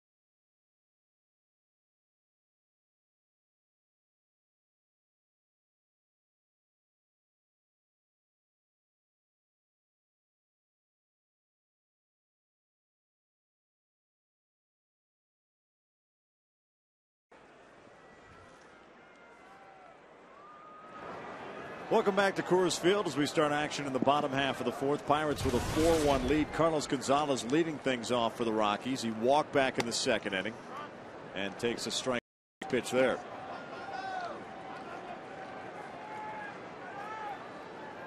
Carlos Gonzalez had come into this series on an 0 for 22 skid and was 0 for 3 when he laid down a bunt single in the ninth of the first game of the series, and that seemed to open things up for him as he had a pair of hits yesterday, including a double off the left field wall that was just really a few feet from leaving the ballpark. Yeah, that would have been a great feeling for him. I wanted to watch to see how Charlie Morton would work him, because Morton throws a lot like Correa. He's got sinker away, slider in. He went sinker away, strike one, then hard slider on the back foot to go get him. See what pitches he comes back to here. It's something they asked for on the inner half. See if Morton agrees with Doman and goes into that territory, or if he stays on the other side. They want it in the dirt. They left it up, and he made him pay for it. Now here's one to right center field. McCutchen giving chase. Gonzalez headed for second base. Will he think about three? I thought about it, but it'll hold up, and it's a stand-up double for Carlos Gonzalez. Yeah, on a hanging breaking ball, you saw prior to the pitch where Doman wanted it. He wanted it down in the dirt. And on an 0-2 count, Charlie Morton just left everything up in the strike zone, and it's a good sign because he didn't overreact to it, meaning Gonzalez. He stayed on that back foot and hit his fifth double into right field. Second extra base hit since April the 17th for Gonzalez. Look at that pitch, right in the heart of the fourth strike zone. And it just ripped out into right center. Some backspin, got carried to it. McCutchen gives it chasing, and it's off to the races for Gonzalez. That's the fifth double of the season for Cargo. And it brings up Seth Smith, who hit into a 3-6-3 double play in the second. And he takes a called first strike. And if you're Charlie Morton now, as you work into this part of the Rockies lineup, you're thinking, you know what, there's nobody out, runner on second. Do the best I can to shut the inning down, but I need outs right now. And if it means giving up one run, I'll do that. Just to give up one. You don't want to give up 3 or 4 in the middle of this game. Second and third time through for the Rockies lineup. There's one right back up the middle. Morton has it, and they've got Gonzalez caught in a rundown. Hey, get that thing out of your hands as a pitcher. Stay right here. And then smart base running by Smith to move into second base. Not by Gonzalez at second, though. A nice play by Morton. As a base runner, you're looking to see where the throws go, and then you make that turn. Now your job is to outrun the tag, and that's exactly what he did after Alvarez tagged out Gonzalez. Quick note here. Mark Stout brought up the trivia a minute ago. It was interesting. Nate Field. Mark, are you still with us? I am, and I want to know about Nate. I think he's a scout, George. You would know. Well, he was. He played a couple of years ago, but he also was the only guy to come out of Fort Hays State, the alma mater of Kenny Miller. Out of Kansas. That's right, of Kenny Miller, our executive producer, to come out of Kansas and make it to the big leagues. I thought I would throw that out since you're such a historian of the game. I like that. I know he went 1-1 as a Rocky. That's right. Pitched for another club or two and was a scout. Fort Hays State, how about that? Yeah. He played a little bit, just a little bit before Kenny Miller. I will tuck that into the back of my brain. Kenny played a little bit ahead of him. Yeah. Jose Lopez at the plate, 5 for 17 with runners in scoring position this season. One away, a runner at second. Rockies trying to chip away at that Pirates lead. They joined us late. Pirates with 4 hits and 4 runs in the second inning, including a 2 RBI triple by Xavier Paul and an RBI double by Garrett Jones. This one fouled down the third base line. A reminder, join us for Toyota Talk. You can text Toyota followed by a space and then your comments and questions to 720-720, and you can follow everyone's comments live during the 6th inning of every ball game and the entire Toyota postgame show. So get your comments in there. Be nice to me. Oh, man. Drew Goodman enjoying the day off. Yep. What are you talking about? This is like a day off. It's like a day off for me? Is that what you're saying? Yeah, because you don't have Ringlesby here, so you don't have the sleepover going on. Yeah, the Cowboy taking off his birthday weekend. Lopez lifts this one to left field. Ball underneath it. Puts it away. Smith will hold at second base.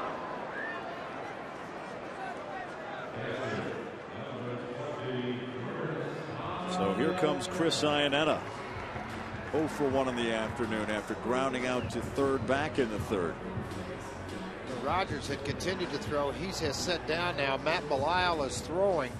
Spielberg has come out into the on-deck circle. So what you're trying to do is to go out and force the hand of Clint Hurdle. Do you walk Iannetta? Because then you do send up Spielbergs to hit. Is that Ismail still throwing? Excuse me, Ismail Rogers still throwing down in the bullpen. This works out comfortably for him because now he gets work in between that long layoff and starts. You'd like to see it in a winning situation, not a losing situation. And it's really the third time he's been up there getting loose, so he should be ready to go. Well, standard rule for a manager, you're up on that third time. If you don't get in the game, you're done for the day, just because of the up and down and wear on the arm. One misses, so it's now 2-0 to Iannetta.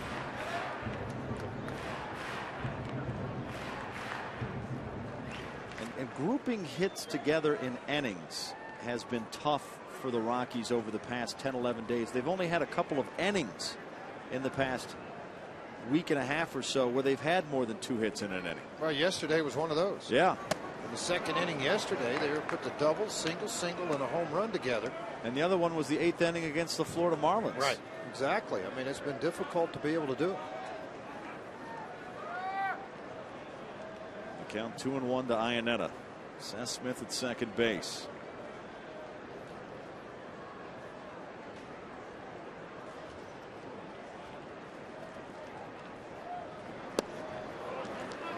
That one a ball. Looking to save energy and money? Find out how the little changes add up to TogetherWeSave.com. Your local Touchstone Energy Cooperative, delivering reliable power, energy saving tools, and more. Those little changes add up to a lot.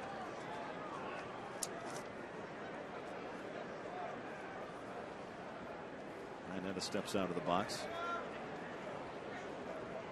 And we've seen Morton take his time today. It's turned out to be a pretty nice day at the ballpark today. The winds aren't too bad. Crowds turned out. Good crowd today.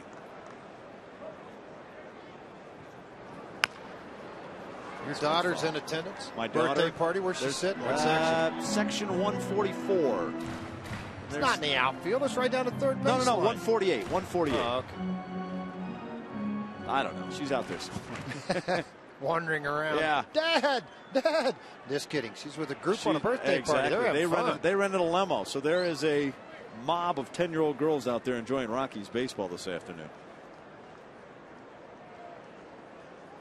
There's the 3-2 pitch to Iannetta. Misses outside, ball 4. So Iannetta draws the walk, and it looks like Ryan Spielborgs will step in to pinch hit.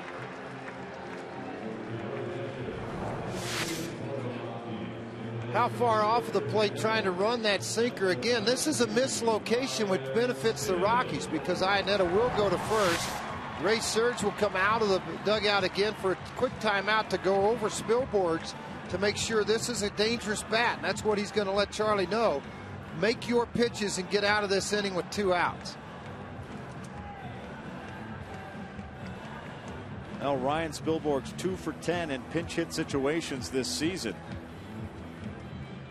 And he's batting 150 with runners on. So a chance to improve those numbers here with a pair of runners on. Well, on May 1st, visit section 114. Tom, that would be today. Okay, that's today. That is today. Yep, the C Lazy U Ranch are selling logoed baseballs, CR logoed baseballs, to benefit the Colorado Rockies Foundation. So stop by over there. Right now, if you're watching on the ballpark, see, look over there, branding them right there while you're waiting, man. That's cool. That pitch inside on Spielborgs.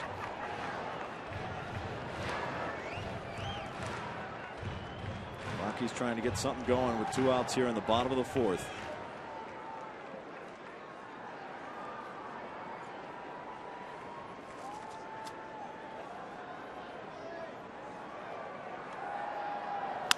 This one right back up the middle. Seth Smith rounding third. He will score on the play. It's an RBI single for Spielborgs in a 4-2 ball game. Ryan Spielborgs is so valuable off of the bench as well as starting, but he's a guy that concentrates on just getting the ball to the big part of the field and doing the little things. Another 2-out hit drives in a run for the Rockies. See, I really brought his hands inside and drove this ball right back up the middle. Didn't try to pull the ball, the sinker. You're trying to lift it to get it into the outfield, and that's exactly what he did. In his career, he has hit .318 as a pinch hitter, 37 RBIs, and 152 at-bats. Very productive output from Spielborgs in the pinch hitting role. Dexter Fowler will try and keep a good thing going. He singled in the third, right back up the middle. Takes that pitch, ball one.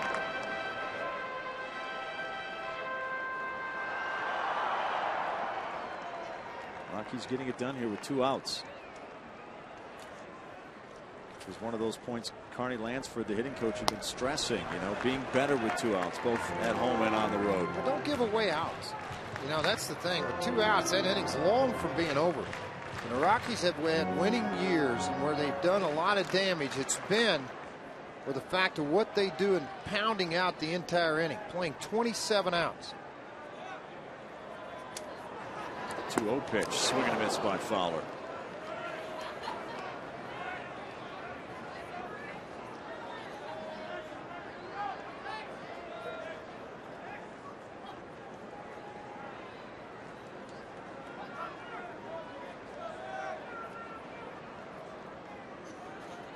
Here's the 2-1 delivery. And that one outside. Hey, this week on Rockies Weekly, we know you want more baseball after today's game, so stick around for a new episode of Rockies Rockies Weekly. That says All Access. Weekly's coming up. Enjoy a day in the life of the skipper from the moments he steps out of the cab at the ballpark to his press conference at the end of the game. Also, take a look back at the opening of Coors Field as we celebrate its 16th anniversary this week. Ubaldo's going to be done for the day. 4 innings, 6 hits, 4 runs, 4 walks, 6 strikeouts. But the 3 wild pitches ties a club record. Not something you want to do. It's the 5th time it's happened. As Rogers prepares to come on to pitch the 5th, Ubaldo can only discuss what's happened today with Bob Apodaca, review film, and try to improve from there. The runners were going as Fowler fouls back the 3-2 pitch.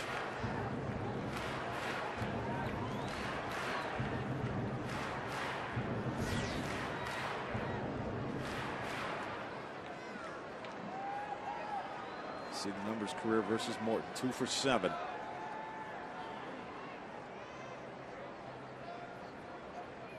Here's the payoff pitch, and he walked in, ball 4.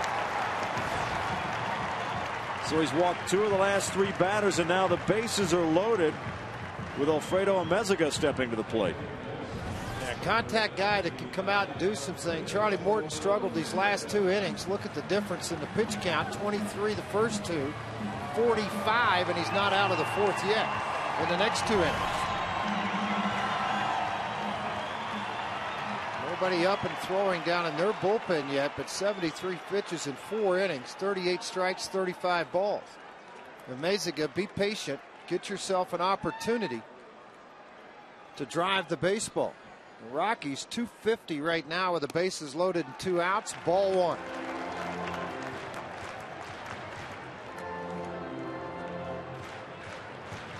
Amezaga came into the game 1 for 1 as a Rocky since his call-up just a day or 2 ago. Grounded out to second in the first, walked in the third. Chance to do some damage here. That was a strike.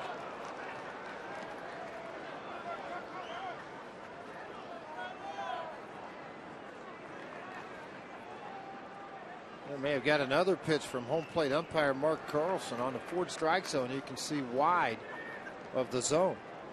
He's gotten a couple of those in this game. That one outside, ball 2, so it's 2-1.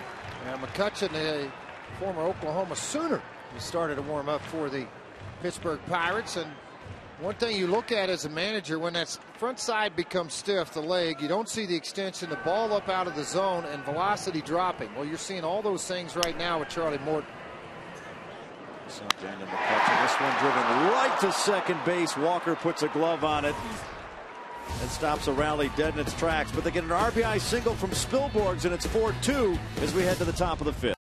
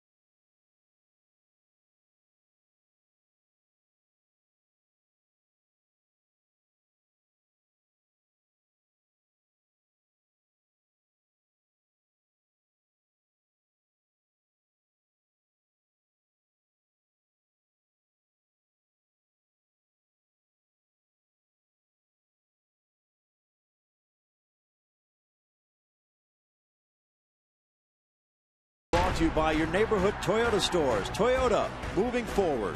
By the fast, reliable, secure, heavy-duty internet from Quest. McDonald's, quench your late-night thirst at McDonald's, where any size soft drink or tea is just $1. I'm loving it. And by AT&T, the nation's fastest mobile broadband network. Welcome back to Coors Field. Rockies able to pick up a run in the bottom of the fourth to make it a 4-2 ball game. Esmail Rogers now on the mound for the Rockies, as Ubaldo Jimenez only able to go 4 innings, gave up 6 hits, 4 earned runs. Also tied a franchise record with 3 wild pitches. Yeah, not what you want to see, but this is the first relief appearance of the year for Mr. Rogers. 3-1 earned run average, 633 in 21 innings. He'll come on and face kind of the middle of the order here. You got Overbay coming up, Doma, 2 left-handers, and Alvarez, the 3rd left-hander, to start off things here in the 5th inning. And really, the way that things have played out over the last week with rainouts and off days, it allows Jim Tracy to go to Rogers in this situation. Well, it really does, because he will not start another ball game until Saturday against the Giants. You hate to say it worked out, but it kind of worked out. You know, I mean, it's right. You don't want if you're going to be in this situation, today's the day to have it. Absolutely, this is a situation you want to be in to put him out, to let him get some. It is Sunday, 3 or 4 days off from that next start. Left-handers this year against Rogers has hit .298. He's walked 8, struck out 9, and 14 hits given up.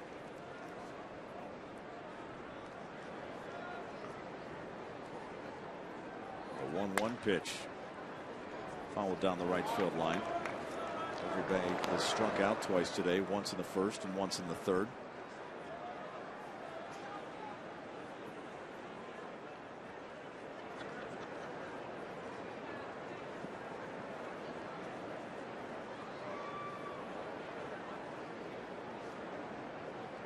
Here's the 1-2 pitch. This one driven to right field, and that's going to be a base hit.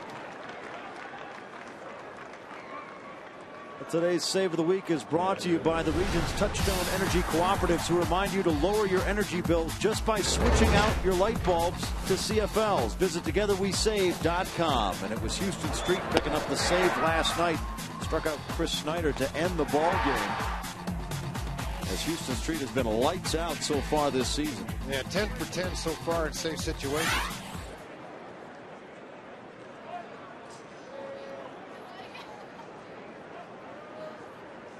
Ryan Doman at the plate. He has walked twice today.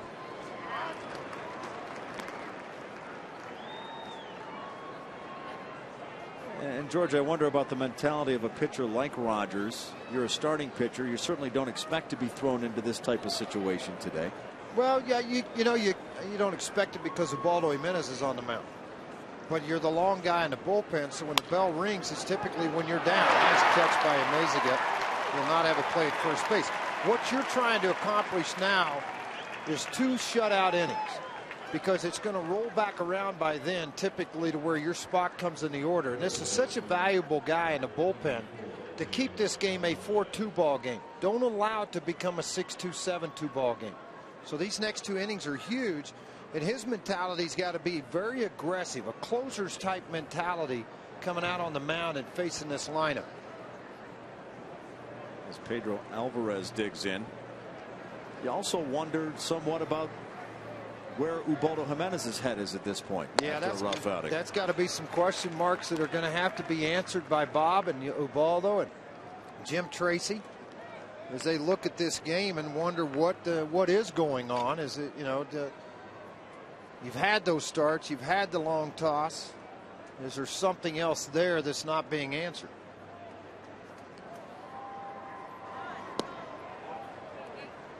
Pitch a ball 1-1. And unfortunately for Ubaldo, I mean, he won 15 games in the first half last year. Set records all across the board everywhere. People were talking about breaking Bob Gibson's ERA record of 1.12. People were talking about 30 wins. I mean, that was a difficult thing to try to live up to from the second half till now. It's a matter of just going back and being the guy. I mean, just go back and pitch. And that's why I asked you also the question earlier in the ballgame. We talked about the cracked cuticle he had on opening day. It affected his velocity. Then he comes back and maybe playing with mechanics at that point. It can be like riding a bike that starts to wobble and gets away from you. Absolutely, great comparison. Absolutely, Tom. I mean, that's one of those things that, you know, when you look at it and you say to yourself, is my arm angle the same? Is my body the same? Is my leg coming off of the front side the same? Am I raising it too high? Am I tilting the back shoulder? There's a number of things you start to break down, and that's what Bob Apodaca is very good at in the tape room, and relaying that to the pitcher and conveying it to them to where they understand it. Here's the 2-2 pitch from Rogers. This one fouled back. Alvarez singled and scored back in the second inning, grounded out to second in the third. The fourth inning is where the Pirates did all their damage.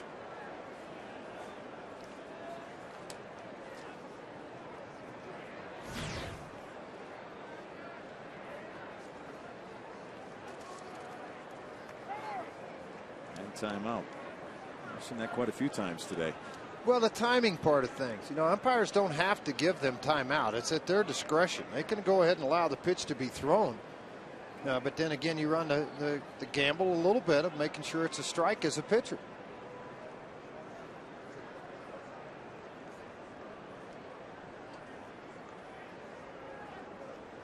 Here's the 2-2 pitch. This one fouled off. That was a laser beam right into one of the luxury boxes.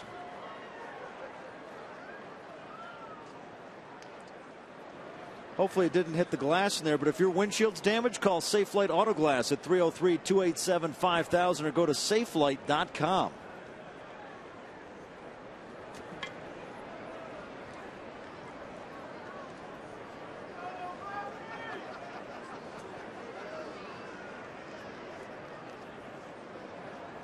Here's the 2-2 pitch. This one a single through the right side. Overbay will hold up at second base. Just the second hit Alvarez has off of Rogers in his career. He was 1 for 7 before that at bat. Now this replay is brought to you by the Colorado Lottery. Don't throw away your non-winning scratch tickets. Replay every ticket in a second chance drawing at coloradolottery.com. Shot through that right side with Helton holding the runner on, was out of his reach and Amezaga. Now you've got runners at first and second. If there's any positive to this, you have the 8-hole hitter up in Ronnie Cedeno, then the pitcher, with 1 out in the inning. Well, Cedeno laid down a bunt in the second inning that scored a run, gave him a single. He would later score, and then he was intentionally walked in the third so they could get to Charlie Morton. Tries to hold up there, and they say he did. So that's a ball. 1-0 the count. So Rogers has come out of the bullpen and given up singles to 2 of the first 3 batters he's faced.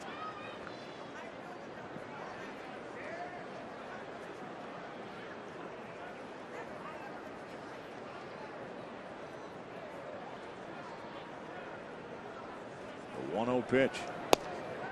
That one outside, ball 2. Wells Fargo customers, get your 2-for-1 Rockies tickets today by going to wellsfargo.com/Rockies. See a Wells Fargo banker today for details.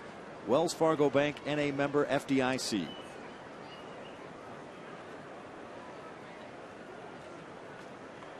See the waterfall out there in center field. The 2-0 pitch. And held up, it's ball 3. So now Rogers in danger of walking Cedeno and loading the bases. Something out of the dugout, a sign given by Clint Hurdle to Nick Leyva, the third base coach. He got his attention, and then there was a flurry of signs given. If it turned Cedeno loose on the pitch, they did not. 94-mile-an-hour heater for a strike.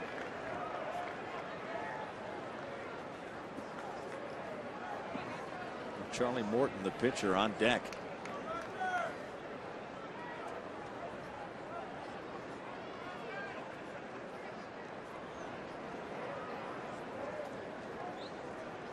The 3-1 pitch from Rogers. And that's a strike. So he battles back to 3-2.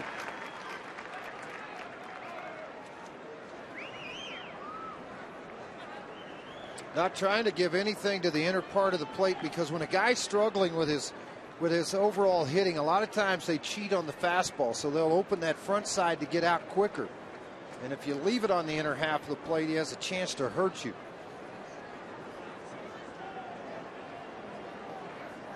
Here's the 3-2 pitch. And he walked him. So bases now loaded, with Charlie Morton, the pitcher, scheduled to step to the plate here. Now, bases loaded, fastball count, and threw it to the outer half. Didn't miss by much. Now you have the big meeting on the mound where they all come out. Bob Apodaca. You got to talk about safety squeeze. You have to talk about balls in play with one out. What are you going to do? The Pirates have hit .333 with the bases loaded this season. But that's not with a pitcher up who's had one hit. Yeah, he's 1 for 12 this season, is Charlie Morton. More than likely will take till he gets 2 strikes. A lot of times guys that aren't good hitters try to induce the walk from the youngster Rogers. Well, 3 of the 4 batters he's faced in this inning have reached, 2 by single, 1 by a walk. Morton's going to try and help his own cause here. They'd like to try to get back to 2 they've given up the last couple of innings. There's ball 1. And you know, as a fan, when you watch, George, you just say it's a pitcher facing a pitcher. Just fire it over the plate. Well, you're going to get lucky more often than not, right? A lot easier said than done sometimes, particularly bases loaded. You know, you start to overthrow baseball.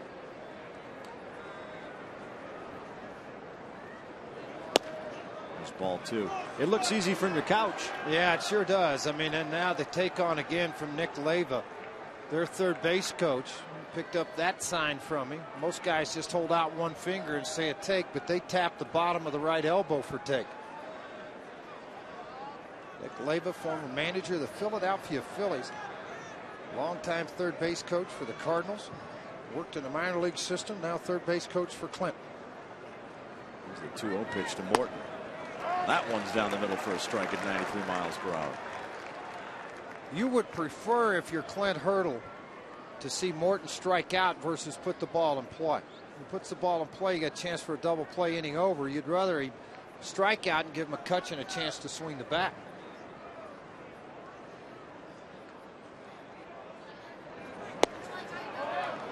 That one low, so it's now 3-1 on Morton, and Rogers in danger of walking in a run. Yeah, by the 4th strike zone, the count should be 2-2 right now, not 3-1.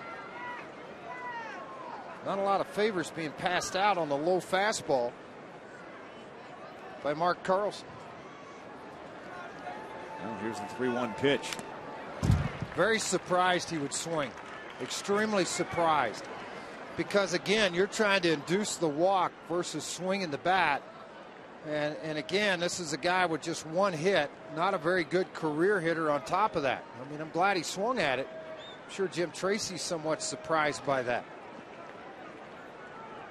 What do you throw here, George? Fastball. I mean, that's the one pitch you supposedly get over the plate.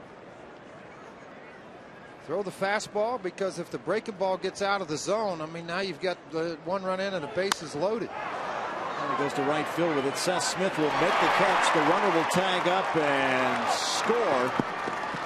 And it's a 5-2 ball game. Well, Morton did what he needed to do, a sac fly to right field, and Overbay scores.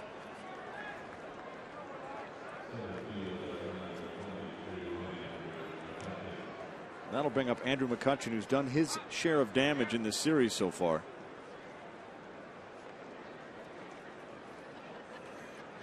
Good fastball hitter, too. And right now, the only curveball thrown by Rogers was a base hit to right field by Lyle Overbay.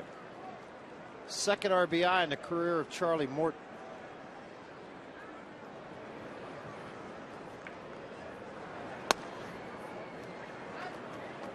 We'll take ball 1.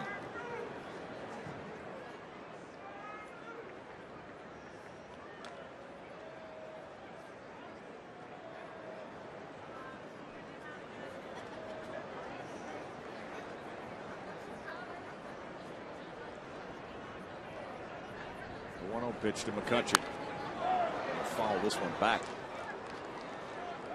So it gets it to 1-1.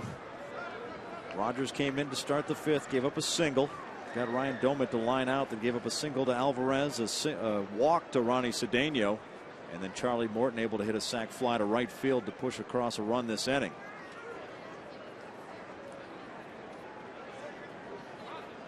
Now Rogers trying to get McCutchen to get out of the inning. This one hard to third base, gets by Lopez. That'll score another run. And it's a 6-2 Pirates lead. That's the one thing you didn't want, to give back the 2 that you had already gained back on them.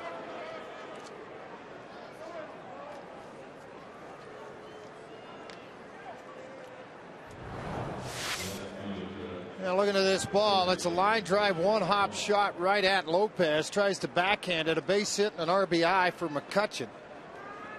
Pick up his 13th RBI on the season to get that 6th run in. And that brings up Xavier Paul, whose first start as a Pirate has been a pretty successful one so far. He had a 2 RBI triple in the 2nd and a single in the 4th. He's 2 for 3 on the ball game, and a chance here to do some more damage in the 5th. Takes that pitch inside, ball 1.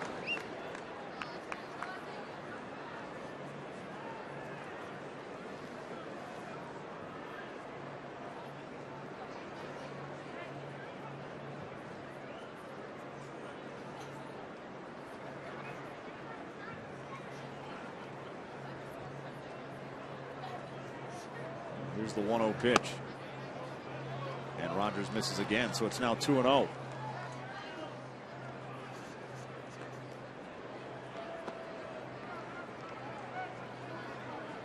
29 pitches, 30 pitches now thrown in the inning. Bob Apodaca, I mean, he's thinking in his mind, trying to figure out how to solve the puzzle. These couple of right-handers today for the Rockies. Missed again. Now 3-0. And Rogers 1 pitch away now from loading the bases for the 2nd time this inning. Yeah, and you know what? It's too late now to try to get up Franklin Morales to counter their left-handers. He couldn't get loose in time to get in and face Jones. Phone may ring, but it's just not going to be close enough. Jim Tracy hoping that Rogers could work his way through this. Here's the 3-0 pitch. And he walked him on 4 straight pitches, so the bases are loaded once again for the Pirates. It's not anything Bob Apodaca can do either. He's already been to the mound 1 time.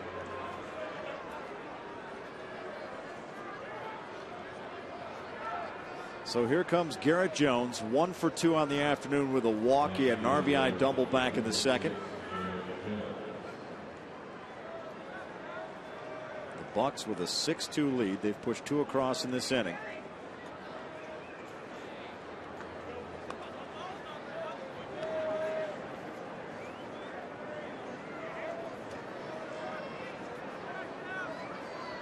And Franklin Morales has the jacket off. Heading to the hill. He'll start to get loose. George, you just mentioned it's well, it's too hard. I mean, it's too, to get ready for all the left-handers unless he can do it rather quickly. And there's another ball from Ismael Rogers. I mean, and again, Apodaca's already been out once to try to buy some time. It'll take Franklin at least 1, maybe 2 batters. I mean, that's why Jim Tracy had hoped Rogers could get out of this, and he may very well do it with just 2 runs in. Rogers has thrown 5 straight balls. And there's a strike to even with the 1-1. You just need something here to get that final out and stop this inning.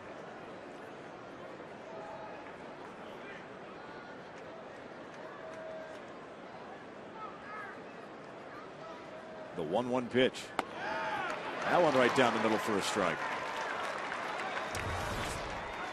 Well, we mentioned the pitches thrown in the inning. It's been quite a few. 35 by the count here in the stadium, and what you just saw there.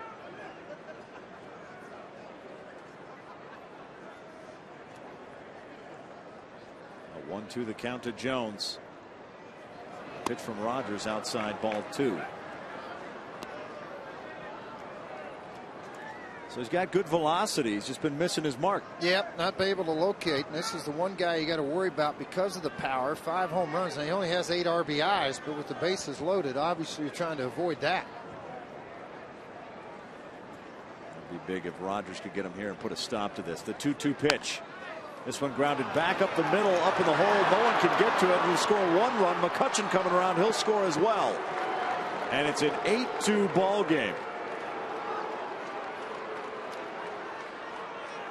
A 2 RBI single for Garrett Jones. Yeah, not hit hard at all. 3rd RBI today for him. 10 on the season now. That ball was not hit hard at all. Jim Tracy, all he can do is wait now, because he just, all he could hope for was that Ismail would get through this thing and break the ball down. You can see where Tulowitzki's playing. He's playing towards the bag at second, tried to take the angle on it. Amazing couldn't get to it. Now you regroup and try to get back.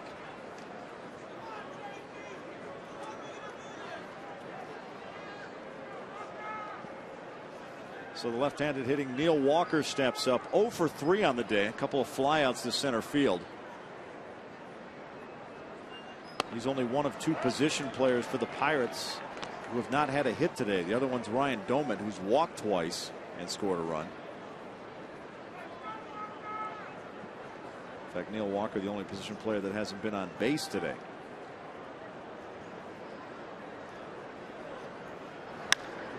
This one driven to left field, curving towards the foul line, and it will be foul.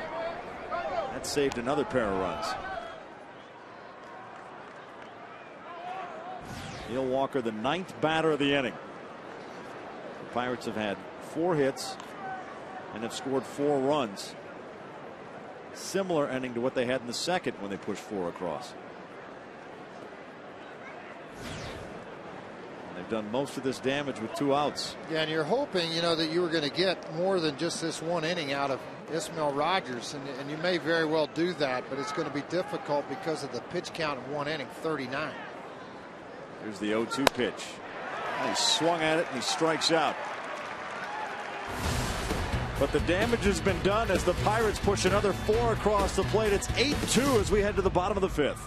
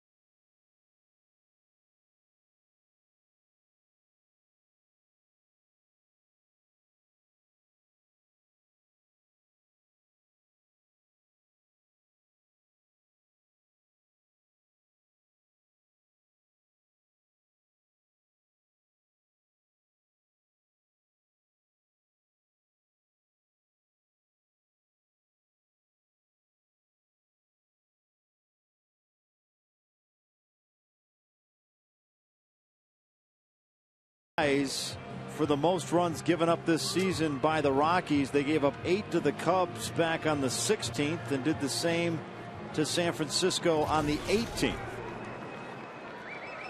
And they lost 8-1 to the Giants in that ball game. Todd Helton will lead things off for Colorado here in the bottom of the 5th. 2 for 2 day for him.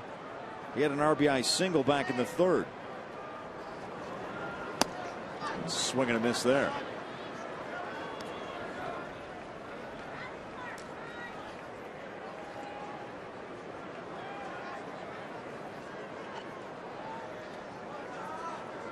Just joining us, the Pirates had a 4-run second and a 4-run 5th. There's another strike to help.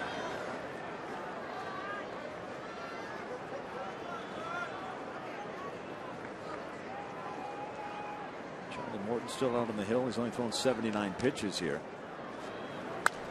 Well, he's being a lot more aggressive now with a 6-run lead versus a 2-run lead, which allows him to do that. And he helped his own cause with a sac fly to right in that last inning, too. That gets the blood pumping a little bit, huh? Yep, second RBI in his career. You see Troy Tulowitzki on deck.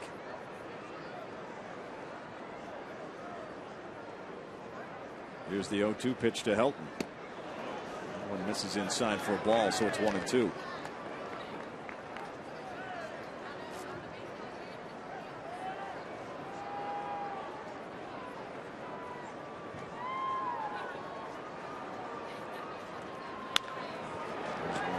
Side. Overbay has it. He'll touch first for the first out of the inning.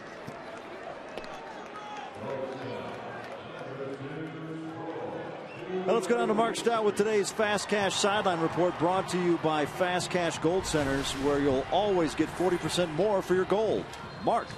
Tom, George, I'm in the warning track. This is right next to right field. We're about a foot below field level, but got a chance to talk to Seth Smith about the catch he made yesterday off Andrew McCutchen and said, have you prepared more to be an everyday right fielder? And he said, no, I've fielded balls here in BP and just done it over time. Played right field and center field in college, and he plays it cool. But right here you can see where he was running over his shoulder and kind of made what would be a football catch, Tom, even though he was a quarterback in football, and brought it in. One of his best catches I've ever seen. He played it cool with us, though. Tulowitzki with a single to the left side. As Tulo picks up the hit. And Mark, to your point, yes, Seth Smith did make what you would consider a football catch yesterday. In fact, he called it a perfect pass from the quarterback as he caught it over his lead shoulder. And if you were throwing a corner route in football to the pylon in the corner of the end zone, that's where you'd put it. So Seth Smith said, yeah, it was a football catch. His football skills coming in, and as most of you know, he was a backup quarterback at Ole Miss behind Eli Manning. I can't believe they let Manning play ahead of him. I just don't get it. Todd Helton got kind of the same business at Tennessee behind his brother Peyton. Gonzalez really using the other half of the field right now, and against his sinker, that's something that he will have to do. One thing the Rockies can do is peck away. I mean, I know you're down 6 runs, but all of a sudden you get a long ball here, you're down 4, and that thing's changed. That's where you have to have the mentality with this many innings still left to play in the game. Hey, George, it's interesting. We referred a couple times to the bunt he had in the 9th inning the other night, and I had asked Jeff Hewson, does that really make you feel like you broke the streak? He goes, yeah, because no one's saying for anymore. You went to bed and your last plate appearance was a hit. Absolutely. And it has made a difference. It has made a difference. Your attitude changes and you're saying, man, why didn't I do this 25 at bats ago? Why did I wait till now? But you're right. I mean, you get up the next day and you're 1 for 4 in the paper versus 0 for 4, and it's extended in headlines and articles and everything else. He was the National League batting champ a year ago. Grounds this one to second base. This will be a 4-6-3 double play and take care of business here in the bottom half of the 5th. Tulowitzki got a single, but they couldn't do anything with it. We head to the top of the 6th. It's 8-2.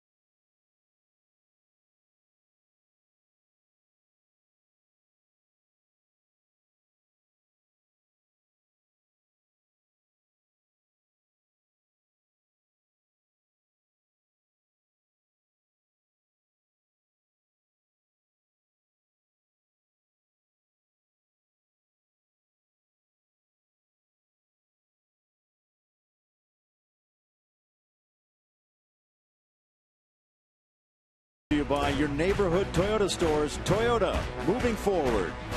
Comcast, advertise your business locally on the network's People Watch. Go to www.comcastspotlight.com. The Colorado Lottery, don't forget to play. And by Rocky Mountain Coal Mining Institute, promoting Western coal through education. You know, it's cool out. It was 45 when the first pitch was thrown. How about a little hot chocolate? Put some whipped cream on there? Oh, I'm telling you, nothing better. That looks good, too. Put plenty of whipped cream on mine. The hot chocolate sales were up dramatically the last 2 days. You know what was today. down? Dippin' Dot sales. Those were down over the weekend, I bet. And the Ultramo. Showing the whipped cream shot. Yeah. It's good to put technology to use. I've always wondered what whipped cream would look like at 1 mile per hour. Well, Franklin Morales is on the hill now for the Rockies. Esmiel Rogers goes 1 inning, gave up 4 hits, 4 earned runs, walked a couple, struck out 1. An outing you want to forget about. And you can see the bottom of the screen Toyota Talk going here in the 6th inning. Hey, somebody wants me to party in Gunnison. You got it. Imagine you passing up a party. I won't do it. Lyle Overbay will lead things off for the Pirates here in the top of the 6th. He led things off at the top of the 5th with a single and scored a run. He's 1 for 3 today. This one fouled back. Esmiel Rogers, someone saying he's a hot or cold guy. Would yeah, well, one that? or the other. I mean, he's just going to do it. You know, I mean, he's either going to go out and pitch very well, pitch very bad. It's all part of the growing process for a young pitcher at the big league level.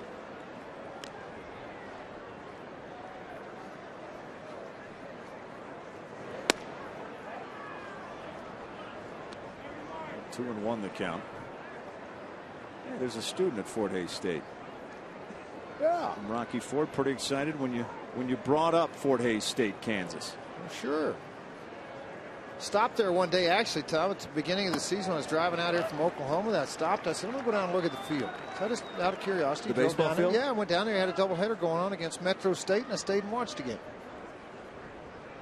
It's always nice when that works out. Yeah.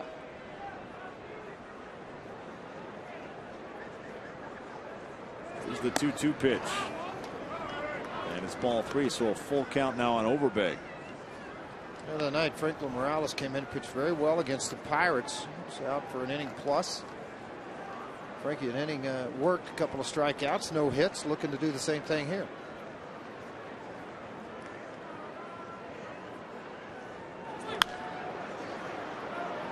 Fouled off to the left side. This one will make the seats. Oh, a fan went backwards a row. You got to be careful, buddy. You're gonna fall on somebody. I've seen diving forward. He's the first one I've seen dive backwards and land on everybody. Yeah. I'm just glad he didn't get right there on the baby. Glad he missed all of that. Well, the guy with the stocking cap there, he flopped over a row backwards. Watch him go. Yeah, that's like a reverse Lambeau leap. I don't know what you'd call that. Wow. This one popped high. Troy Tulowitzki backpedaling. He's underneath it and puts it away for the first down of the inning. There's got to be some foul ball etiquette. And obviously the people buddy, behind him not thrilled. Open. Yeah. It is wide open. They're smiling behind him, but when there's a ball hit out there, it is like wide that guy was in the open. zone. He just blocked it out, and he goes, you know what? I'm going to back flop a row, see if I can't get my hands on this one. Curveball misses outside to Ryan Domit. Domit a pair of walks and line down to second base. One of 2 Pirates that doesn't have a hit today, the other one being Neil Walker. He pops this one up. Tulowitzki will get underneath this one, put it away for the second out of the inning. So Franklin Morales having a little more success than Esmiel Rogers did. Well, the reason behind it is he's throwing strikes or getting into the zone a little bit better off than what the previous guys did.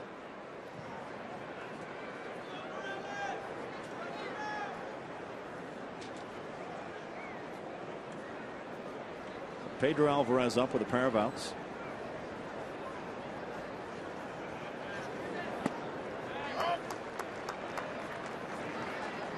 See a Let's Go Purple power. Fans I'm a little surprised by the response the purple jerseys have had this season. Well, it's something new. It's something different. They've always been here. Well, They haven't gone anywhere. Here. I mean, it's not new. It's been a couple years since they busted them out, but people love them. Oh yeah, they do like them. And when they play 9-2 and up to this point, why not? You really do like them a lot more. As a player, do you if there's a certain jersey that I can't comment on it, Tom, because back then when I played, it was gray or white. Yeah, you had home or road. You didn't have 4 or 5 to choose from. Sure made the life of an equipment guy a lot easier, I can tell you that. 0-2 pitch misses inside, ball 1. There's someone waiting for the purple jersey magic to kick in, as we know it will.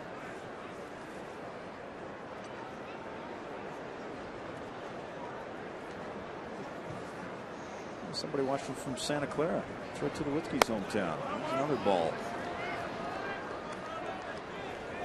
That'll be a good series next week when the Rockies roll into San Francisco to tangle with the Giants. Well, and you know what? Pablo Sandoval with a broken hand. Oh yeah, now out 4 to 6 weeks. Yep. The thing you got to be careful of is don't overlook the Arizona Diamondbacks when you go in there. Thinking, I got 3 big series. I'm taking on the Giants, second place. They're 4.5 back. That's the thing you got to be careful of, and then go in and all of a sudden you get ambushed by the Diamondbacks. Well, plus the Diamondbacks aren't a team you've always had success against. They've been tough, especially at Chase Field, when you consider you're 1-1 against them this season. Yeah, their park's a difficult place to go in and play and win. Here's the 3-2 pitch. And this one fouled back. Everybody stayed in their respective rows that time. See, that's good foul ball etiquette. If you're sitting in section 14 and when the play's over you're in section 11, you've done something incorrectly. Particularly if you climbed over like 6 people to get there. Exactly. Here's the 3-2 pitch. And ball 4. So he walks Alvarez. 7th walk of the ball game for the Rockies. One of those intentional. Too many. And the Pirates have had a base runner every single inning of this ball game. You're making it tough on yourself. Well, really tough because you're fighting against it all the time. You see Bob Apodaca.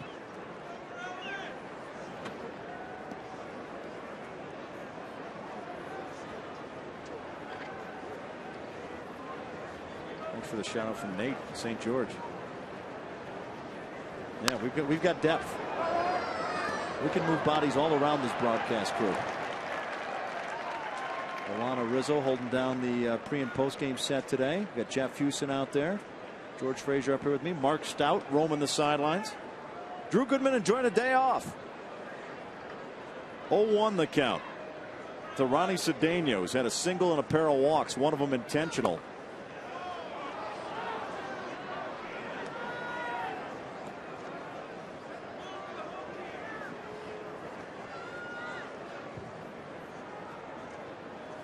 Cedeno has scored twice today. RBI single back in the 2nd. Grounded towards 3rd. Lopez will go to 2nd base for it, and that's the final out of the inning. We head to the bottom half of the 6th. The Rockies have some work to do. They trail 8-2.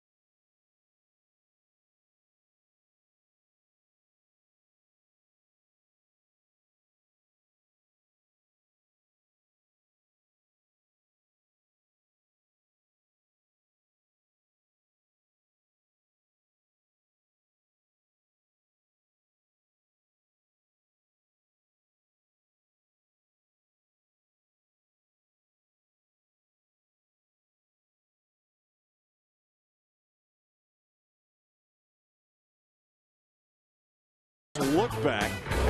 The Rockies fell behind 4-0, and then in the third inning, Tom Helton with an RBI single to drive in Dexter Fowler.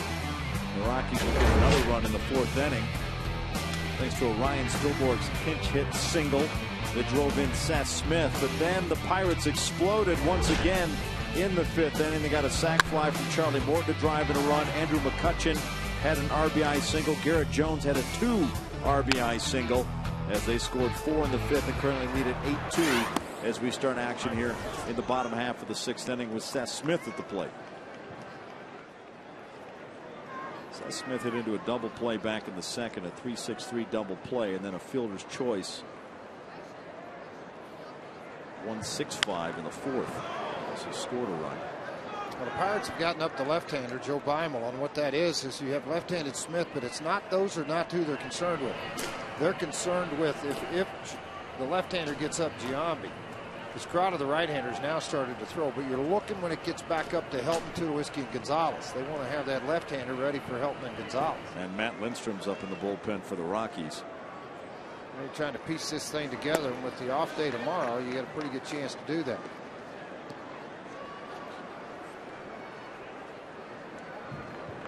Lindstrom, a hard-throwing right-hander.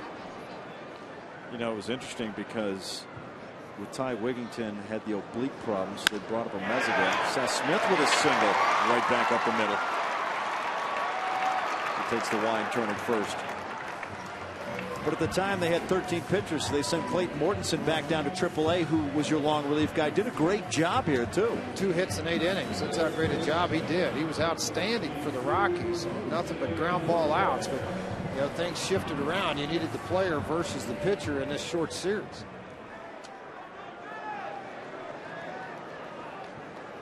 Jose Lopez has flown out to left twice in this ball game.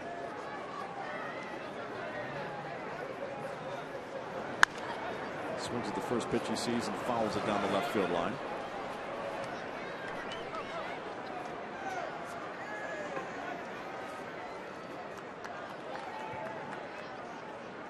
Lopez currently batting .153.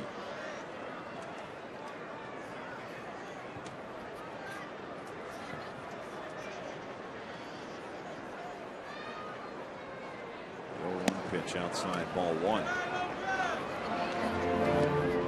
Morton has now thrown 93 pitches, 50 of them strikes. Well, you need to show your manager at this point that you can finish out this ball game, and not necessarily the ball game, but at least get through the 6th inning. Right.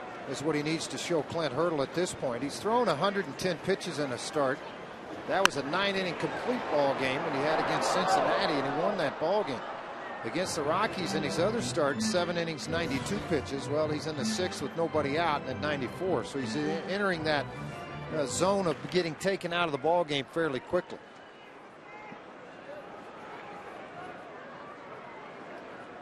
And we talked about getting leads early in this ball game. Both teams have very strong bullpens. In fact, if you looked at one of the bright spots for the Pirates in the early part of the season, it has been their bullpen.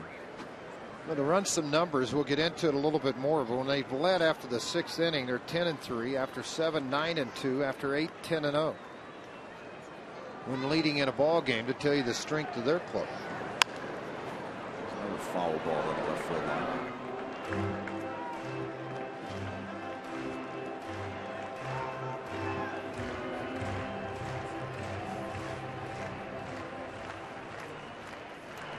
See Joe Beimel adjusting his jersey back in Pittsburgh with the Kane product. Well, they finished that. They did away with that program last year. Duquesne has no more baseball. This one's fouled back. Yeah, Jim Tracy's son went to school there and played also. He's now in the minor league system of the Rockies in Asheville. Mark Tracy. It's always a shame, though, if you play somewhere and they do away with the program and lose that tradition. Let's go back for the alumni game. Oh, that's right. They don't have those anymore. We don't even have a field. It's a parking lot for football. Here's the 2-2 pitch. This one driven towards center. McCutchen will drift back and put it away for the first out. Seth Smith will retreat back to first base. Well, here's the McDonald's Big Mac smack. It came last night in the 2nd inning. Chris Iannetta with a 3-run homer to opposite his 3rd homer of the season. Gave him a total of 10 RBI on the year. Text McD to 720-720 and get one free Egg McMuffin or Big Mac with the purchase of any drink. Valid at participating Colorado, Nebraska, and Wyoming McDonald's. I like the Egg McMuffin and the Big Mac, so that's a win-win. The ball outside to Chris Iannetta. They could use another one of those shots today. Boy, could they ever.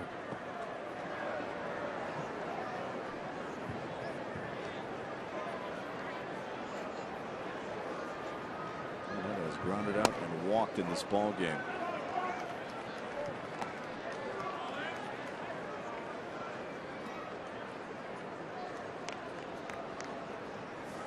Two double plays turned in this game, one in a previous inning. With Gonzalez at the plate, hit into a double play. Well, Morton has thrown 3 straight balls to Iannetta. Not even close, and man, you got Johnny Herrera waiting to hit in the on deck circle. And all Herrera does is get on base. Well, he's going to make you throw a strike, I can tell you that. Absolutely. Here's the 3-0 pitch. That one just above the knees for a strike, 3-1. That was the 102nd pitch of the ball game for Morton. Just trying to get himself through this 6th inning and then turn it over to the bullpen. The 3-1 pitch. Checks his swing. It's a strike, 3-2. I wonder what a hitter says when he looks back at an umpire after this pitch. Well, Chris Iannetta is asking Mark Carlson, was it on the pitch or on my swing?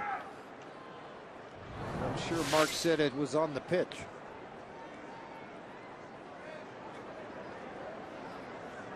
Here's the 3-2 pitch. And he walked him. So Morton had battled back from 3-0 to make it 3-2, but ends up walking Iannetta anyway. And here comes Clint Hurdle out of the dugout. Well, no, back in. He hasn't decided yet, perhaps. Now they're thinking now you got Jonathan Herrera will be coming to the plate. Meanwhile, everybody is gathered on the mound to talk, and here comes Clint Hurdle. Well, I think Are you thinking about who's done what against Herrera? Or? Well, yeah, he wanted to see which way he wanted to split it around. I think he's going to go to the right-hander. He will, and let Johnny swing it from the left side. Morton battled through 7 hits, a couple of runs. He leaves with 2 Rockies up.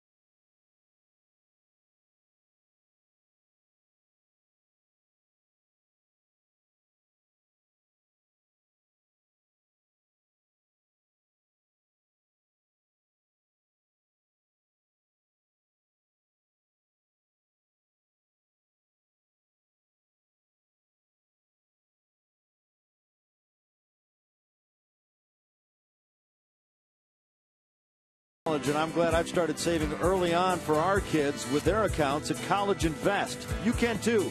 Open an account in as little as 10 minutes at collegeinvest.org.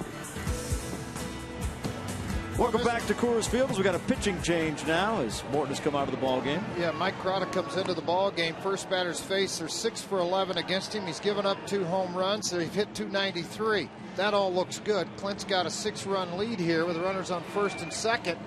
So he's bringing this guy into the ball game, hoping he can induce a double play and shorten things up. But so far, it hasn't been good. I mentioned they've hit over 500 in first bat, and when he's come in and faced the first batter. Well, we talked about the bullpen and how they've been lights out. You look at the last 8 games, an ERA of .82, and they've allowed 2 earned runs. So when you've been a starter in the Pirates rotation and you hand the ball over to the bullpen, you can feel pretty good about what's happened. And it's one of the few times in the last 8 or 9 years that you could feel good by handling the baseball over to that bullpen. It is a very good bullpen. You get to the 9th inning with Hanrahan, it's very difficult to put a run up. Clint Hurdle will make his notes, and Jonathan Herrera will step to the plate with 2 on, 1 out. Rockies down 6, trying to get something going here in the bottom of the 6th.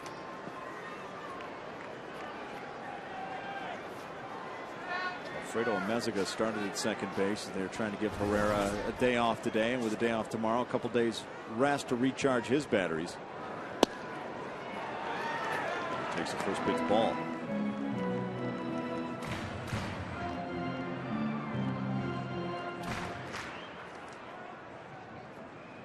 And Morton ended up going 5 1/3.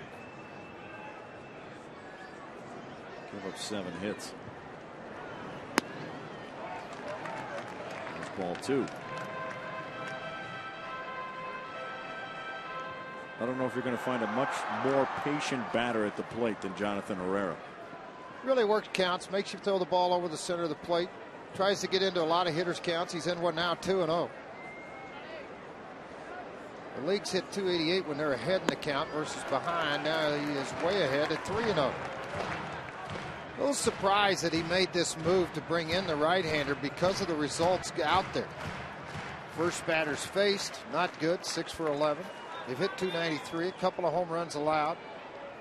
When he had a veteran like Beimel there, he was trying to save Joe to pitch the 6th or 7th inning. He threw a strike on the inside there to make it 3-1.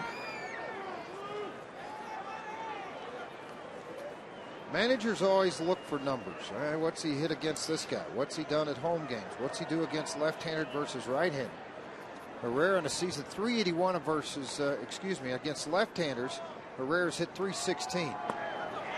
There's ball 4. So Herrera draws the walk, and bases now loaded for the Rockies with Dexter Fowler coming to the plate. I said before, all Herrera does is get on base. Dexter Fowler 1 for 2 today, had a single in the 3rd, scored a run, drew a walk in the 4th. He's got a chance here to help the Rockies chip away at that Pirates lead. There's a fan putting on his rally cap. He's ready to go. He's with 1 out. Let's see if they can get some damage done here.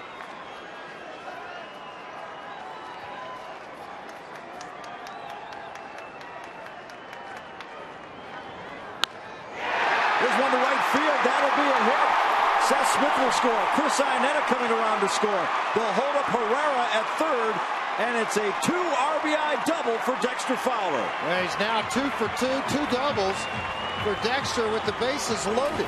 How about that? Picks up his 4th RBI with the bases loaded.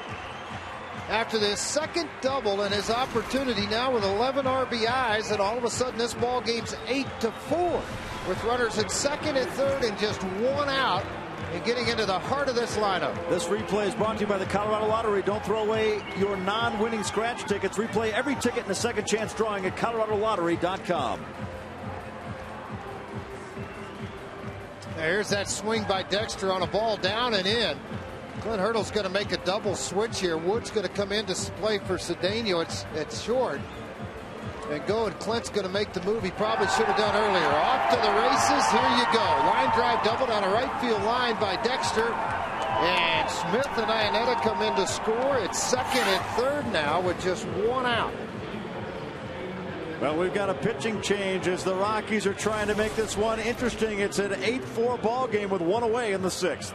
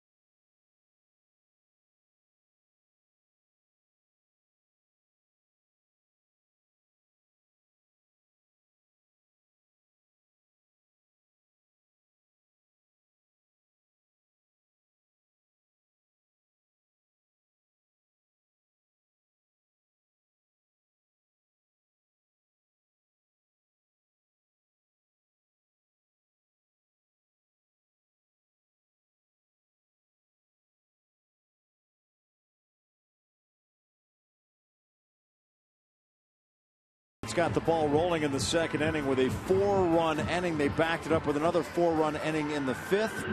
The Rockies putting a rally together here in the bottom of the sixth with 1 out thanks to a 2 RBI double by Dexter Fowler that scored Seth Smith and Chris Iannetta.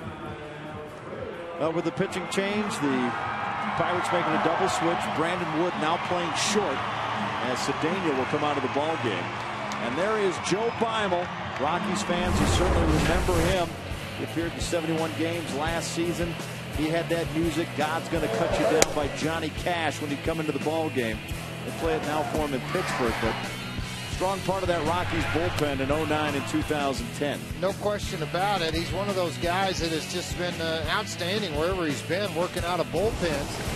And a journeyman left-hander that can always use a spot, and that's where the most clubs will take a shot on a guy like this. 386 earned run average, 4 2/3, 6 games. He has struck out 5. He'll get Amezaga to start it with 2 runners on, second and third, and 1 out in the sixth. Amezaga 0 for 2 with a walk. A base hit would do plenty here. Swing and a miss there. And Amezaga said, you know, he goes, this team's interesting. He goes, you know, we joke, we have a lot of fun in the clubhouse. He goes, but when you step into that dugout, the mentality of this team changes. They are all business. He goes, I've got to adjust to that a little bit. I like to have fun all the way around. Absolutely, and it is an adjustment. I can tell you that for some players, because it is all business at this spot. Here's the 0-1 pitch from Beimel. Swing and a miss by Amezaga. One thing Joe Beimel did the last couple of years, inherited runners that he did not allow to score. He has struggled this year with first batter faced. They're 5 for 6 against him, but the opposition's hitting just 176.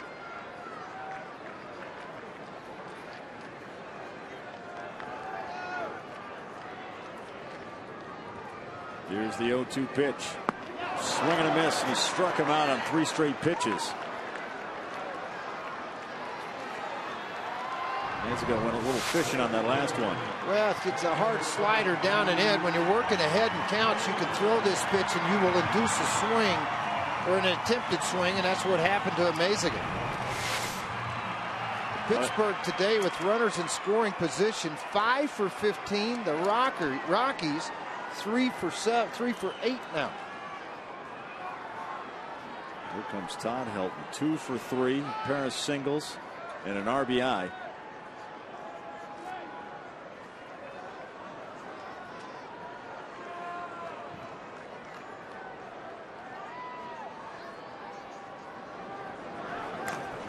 Swings at that one for a strike.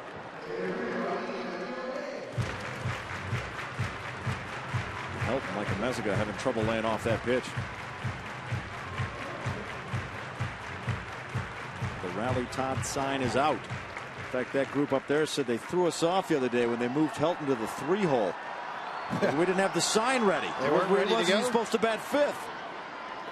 But we're ready this time around. Here's the 0-1 pitch to Helton. Just one towards left. Will retreat and make the catch. The Rockies able to get a couple across, and it's 8-4 as we head to the top of the 7th.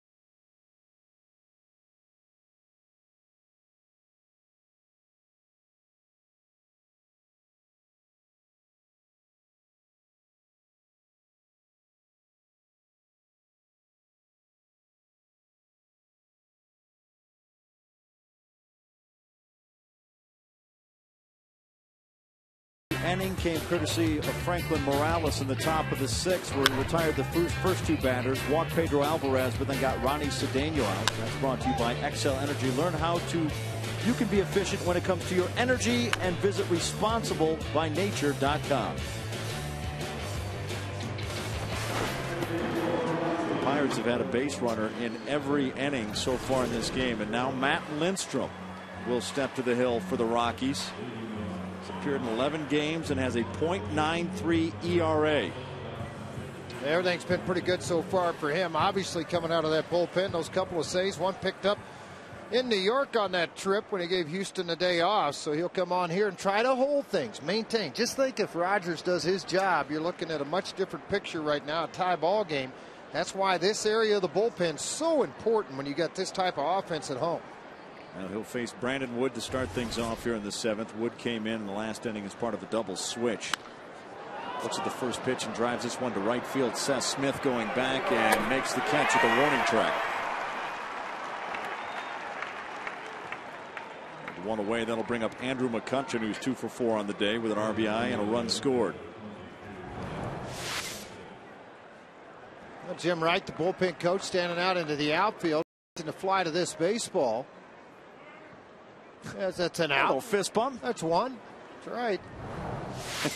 Not a big deal. He's out. He's got the sweat jacket, the clipboard, and a fist pump. He's ready to go. Now, Brandon Wood's a guy that can go deep. He had 161 home runs in 764 minor league games. He's had 11 in 177 major league games.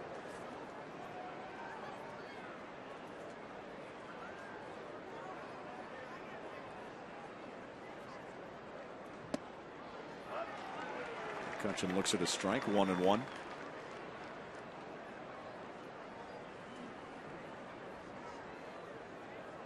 Lindstrom has an 8-inning scoreless streak going.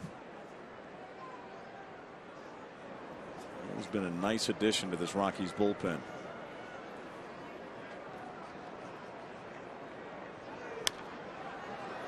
Fouls that one back.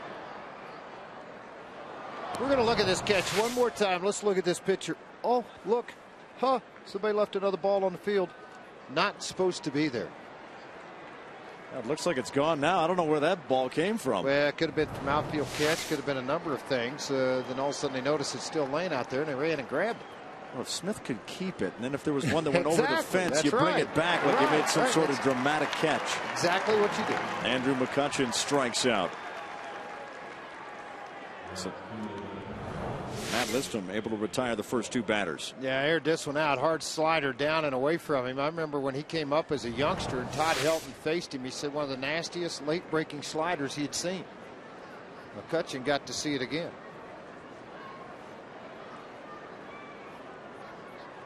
Bring up Xavier Paul, who's had a pretty productive day. 2 for 3. Had a triple. Drove in a pair of runs. Drew a walk in the 5th inning.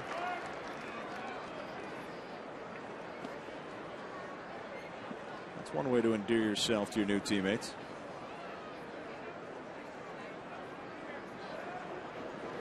One pitch, swing and a miss, strike 2. And don't forget about Toyota Talk for the Toyota postgame show. You just text Toyota followed by a space and then your comments to 720-720. You can follow everyone's comments throughout the entire Toyota postgame show. Here's the 0-2 pitch. High, ball 1. At 96, just airing it out. Iannetta wanted to have that pitch down because he just feels like with Lindstrom's stuff, if it's in the zone, pretty good chance it's not going to be hit. Well, Lindstrom's been very efficient. 8 pitches, 6 of them strikes. Here's the 1-2 pitch. Swing and a miss, and he struck him out. So a 1-2-3 inning for Matt Lindstrom. The first 1-2-3 inning for a Rockies pitcher today. We head to the bottom of the 7th. Rockies trailing 8-4.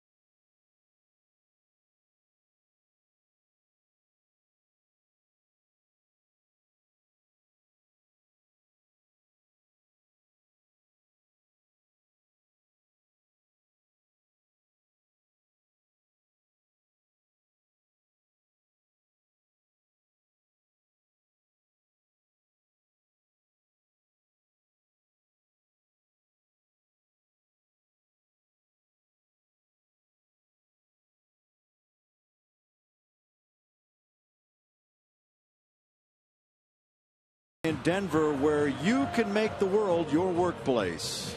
Ball to Jimenez, didn't last long today, went 4 innings, gave up 6 hits, 4 runs. Xavier Paul and Garrett Jones have done plenty of damage for the Pirates as they've combined for 5 RBI, and they've also had a pair of extra base hits.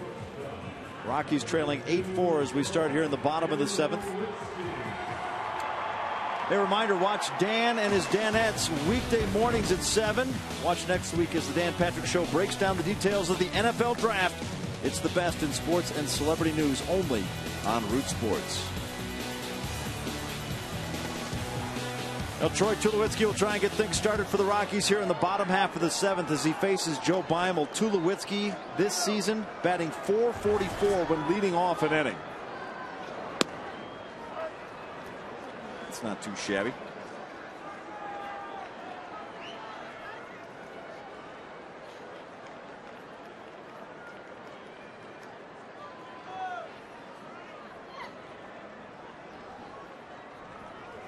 The 0-1 pitch from Beimel. Low for ball 1. Always feel good if you can get that leadoff batter on, get something going. Rockies able to get a couple of runs on the board in the 6th inning to make it an 8-4 ball game. They need more. Here's the 1-1 pitch. Set for ball 2.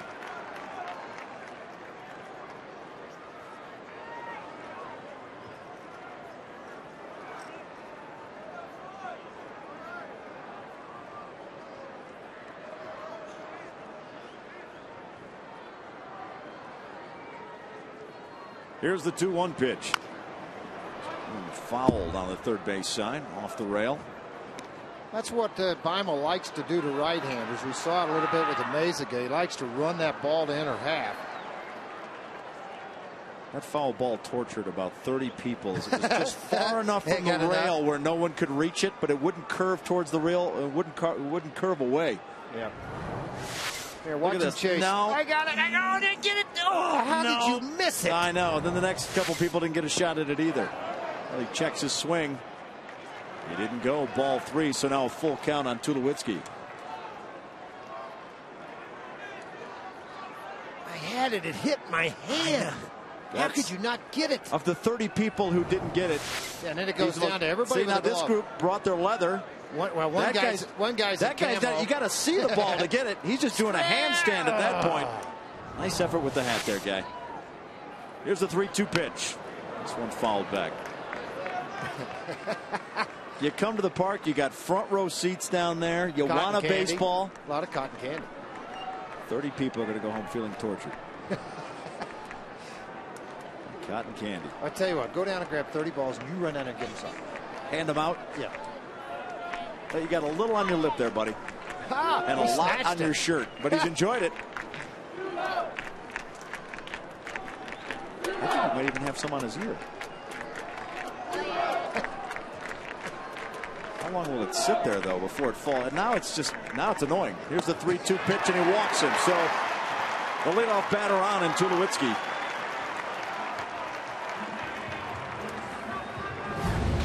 Now for the Coors Light freeze cam.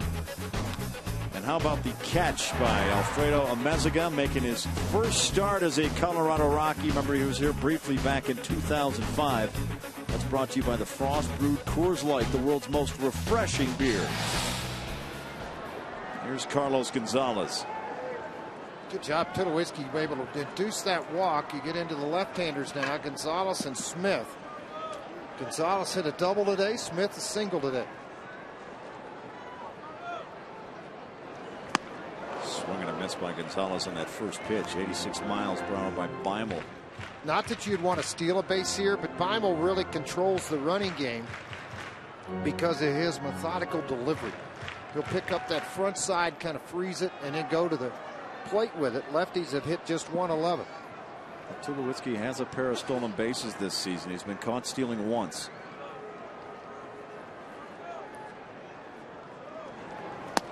And another Another swing and a miss by Gonzalez. Well, one slider was 79 to 81, and then, excuse me, 80, and then this one just 3 miles an hour difference. But what he did, he widened the break to Gonzalez. Well, the one guy that Joe Beimel had his number was Gonzalez, now playing for the Boston Red Sox. He was like Adrian Gonzalez, had 1 for 32 against him. He's ahead 0-2 on Carlos Gonzalez. And he drives this one to right center field. McCutcheon coming in. Makes the catch, one away. Well, he got just what he wanted out of Gonzalez. He got him to reach for the baseball instead of being able to put solid wood on the baseball and catch more of the baseball. Well, that'll bring up Seth Smith. Singled and scored a run back in the 6th. In fact, he's scored a pair of runs today. He has half the Rockies' runs.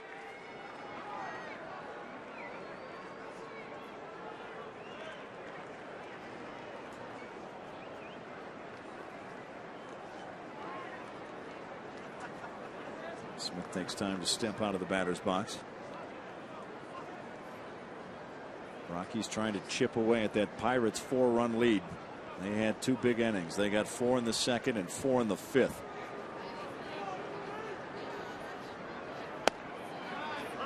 There's a strike. Half the damage was done to Ubaldo Jimenez, who lasted 4 innings today, and then Asmiel Rogers came in for an inning of work, and he gave up 400 runs.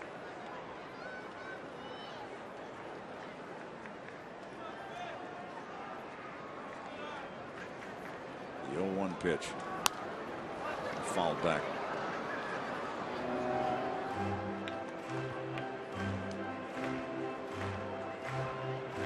Beimel doing a good job of getting ahead of guys in the count. What he's always been able to do, right and left-handers. You saw lefties hitting like 250, 260, really dominated the lefties.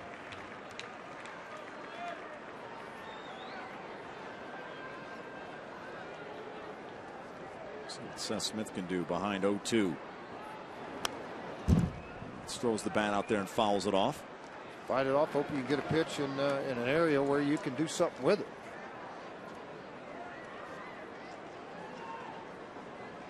Joe Beimel said he's been to this park many times in different uniforms, but he just said it was a little stranger this time, being that he was just here as a Colorado Rocky. But he's certainly familiar with how to pitch in this park. Here's the 0-2 pitch. This is for a ball. A lot of guys can take their fastball and move it off of the plate a little bit. In other words, get a swing of an inch, they'll move it to 2, move it to 3. Beimel has the ability to catch the outer third of the plate, take it to the black, and then take it off with his slider. So it makes it really tough on left-handers. Bite off any part of that plate he wants to with the slider. Smith pops this one up. Beimel standing right on the mound. There's a meeting there, and it'll finally be gloved by Wood for the 2nd out. Well, Tom Helmer, George Frazier, and Mark Stout with you here at Coors Field.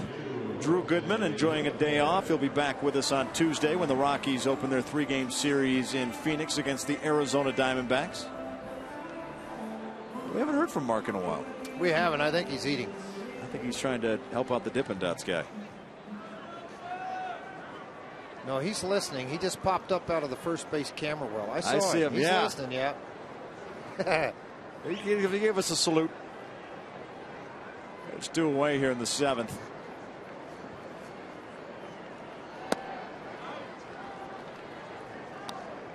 There's Mark. He's hiding over here in the corner in the camera rail, waiting to grab the guy that hits the winning home run, right?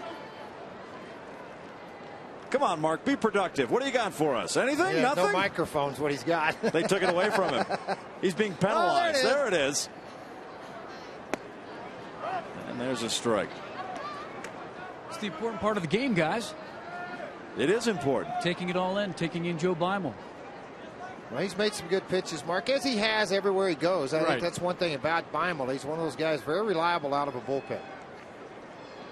The 1-1 pitch low. I talked to him the other day, and he said, I faced Todd Helton quite a bit.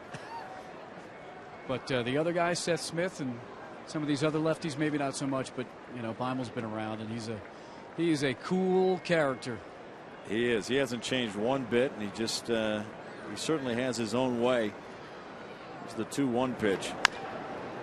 Life moves pretty slow for Joe. Well, I'd asked him too. You know, when he was with the Dodgers, he liked this song "God's Gonna Cut You Down" by Johnny Cash.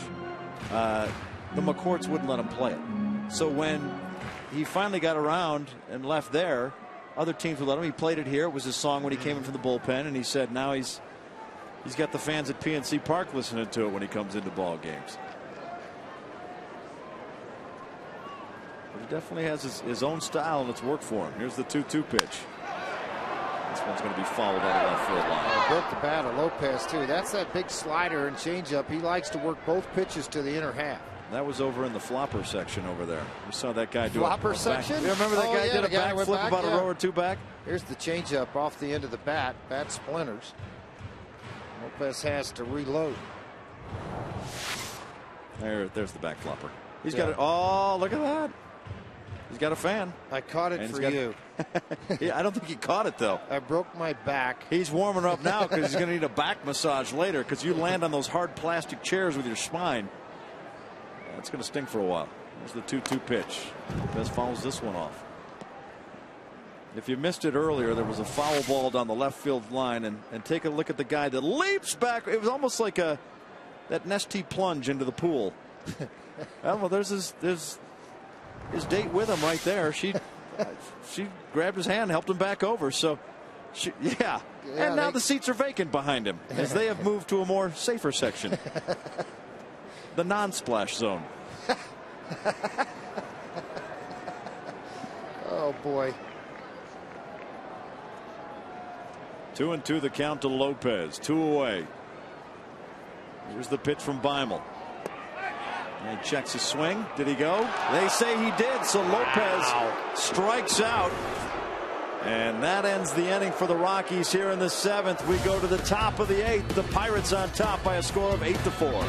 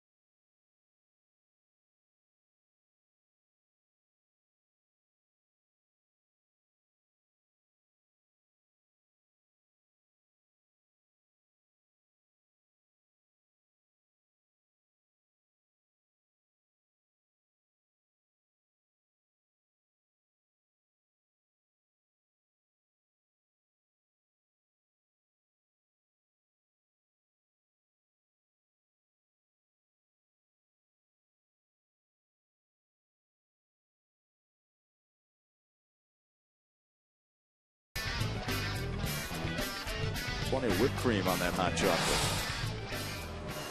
Welcome back inside Coors Field. Pirates with an 8-4 lead as we go to the top 8. Matt Reynolds now on the hill for the Rockies. He has retired 6 of 8 leadoff batters he has faced so far this season. Carry over exactly what he did a year ago coming out of the Rockies bullpen. Nullify the left-handers. Handle the innings and handle work like this. When you're down 3 or 4, try to maintain everything the way it is.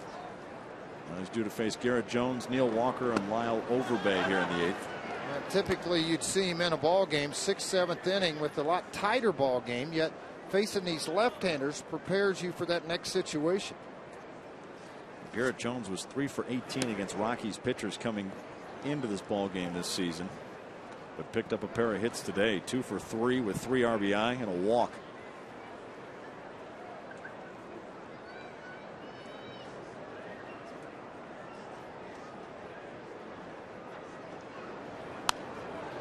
Fouled back. We talked about groups out at the ballpark today. Allison DeWolf, a school teacher here in Denver, enjoying the ball game with 18 family members that came from all over the country to see this ball game today. It's a 1-2 pitch. Yep, he went. If I guarantee That's a strike. You got to ring that up. Yeah, if you rang up Jose Lopez, you got to ring up Garrett Jones. Yeah, absolutely you do. Get around on this slider away from him. That bat came all the way around. If he hits it, he might have hit it to the wall. That'll bring up Neil Walker. And, you know, if there's anybody that can pitch in cool weather, it should be Matt Reynolds, a Chicago kid, a big-time Bears fan. His wife, now this is the contradiction, she's a lifelong Packers fan. Well, that's probably why they now get you're along. in the same division there. Well, now he's already looked ahead to the schedule around Christmas. I think maybe it's the day after Christmas. The Bears play the Packers at Lambeau Field. They're going. He goes, I get to combine family time and see my Bears, so it works out perfect. It's a fly ball to center field. Fowler underneath it, and puts it away for the second out of the inning. So after struggling with Pirates batters throughout most of the day, Rockies pitchers have retired the last 6 Pirate batters. In fact, the last inning was the first inning in this ball game the Pirates didn't get a guy on base. Lyle Overbay will come up. He's 1 for 4 on the day with a single and scored a run.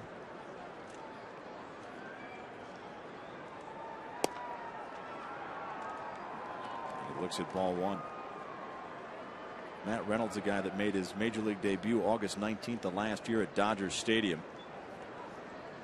And he has pitched well pretty much the whole way and has grown a great deal of confidence and has been certainly a bright spot out of the bullpen for the Rockies. he has been that. There's no question. 1-1 the count on Overbay. Drives this one to center field. Fowler coming in, and he will not get there in time, as that is a base hit. Not sure he got a good read on the baseball coming off of the bat of Lyle Overbay.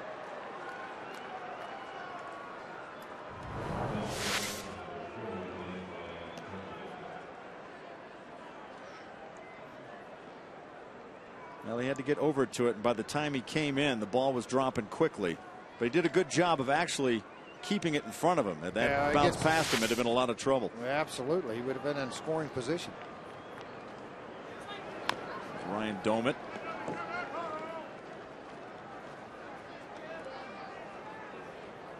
He and Neil Walker still the only 2 position players today for the Pirates not to get a hit. Though Domit's been on twice with a pair of walks and scored a run. Here's the 0-1 pitch from Reynolds.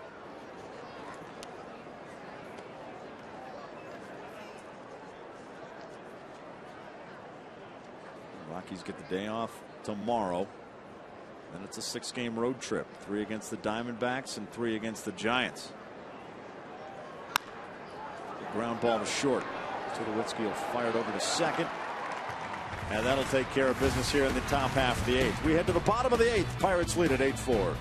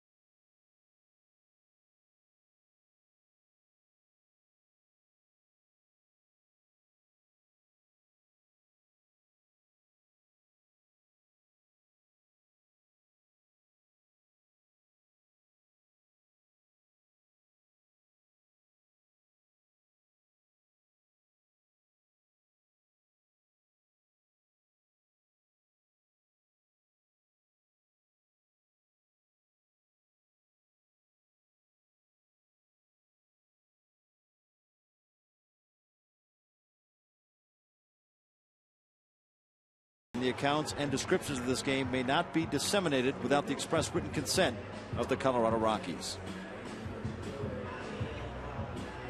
Jose Veras now on the hill for the Pirates.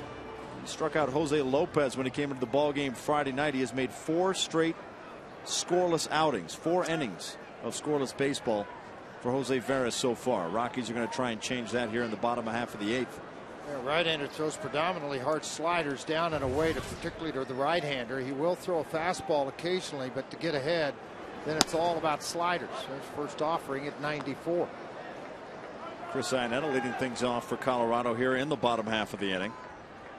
He is grounded out and had a pair of walks, scored a run back in the 6th thanks to that 2 RBI double by Dexter Fowler. The 0-1 pitch. On a ball. His action and body language on the mound and the way he delivers his pitches, reminiscence for me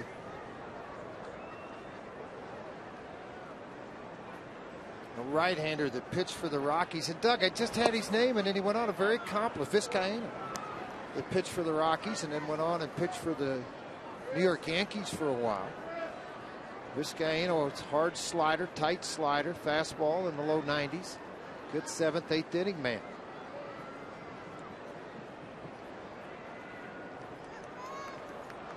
The 1-2 pitch to Iannetta. Swing and a miss, and he strikes out. And so Jim Tracy will send Jose Morales in to pinch hit here in the 8th. Heat up. Just ran it up into the zone. Continued to climb upward with that pitches over and over again.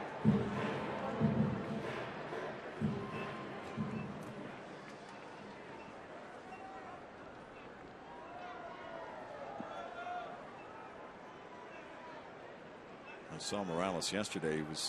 His eyes were red. He was coughing. I go, you don't have that flu bug that's going around, do you? He goes, no, it's the allergies here.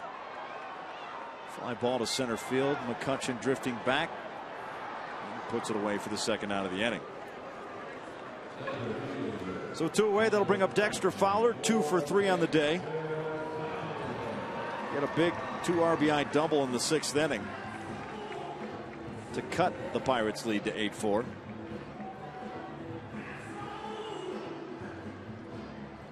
We'll see if he can't get something started here with 2 outs.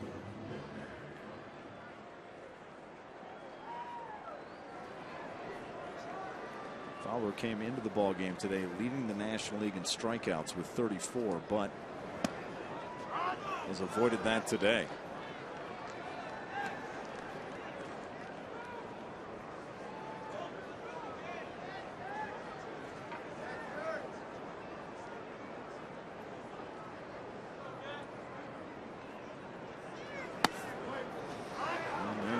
So it's 0-2.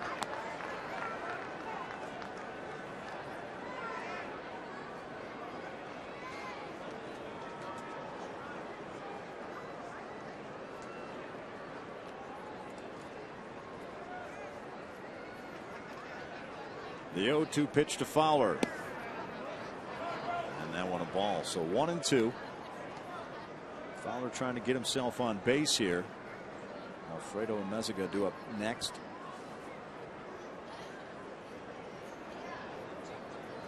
The pair of hits today. It's Fowler's 8th 2-hit game of the season. Swing and a miss there, and he strikes out. That takes care of business here in the 8th inning. We head to the top of the 9th. It is 8-4 Bucks.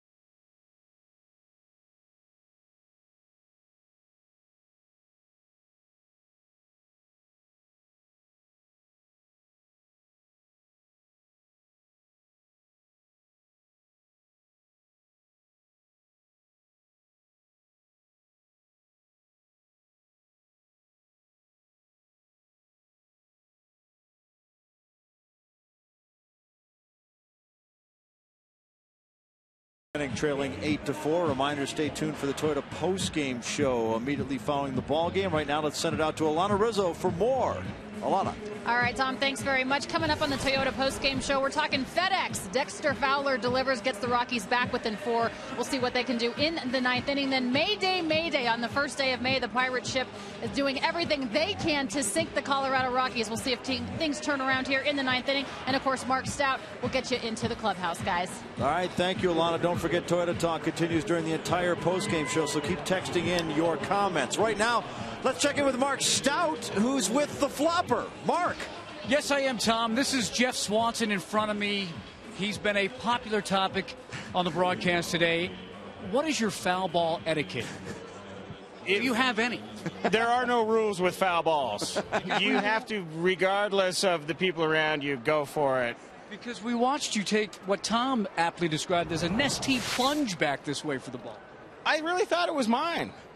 I thought I told Morgan I'd get her the ball, and I was willing to do anything to do so. All right, Morgan's Lisa's daughter. Okay.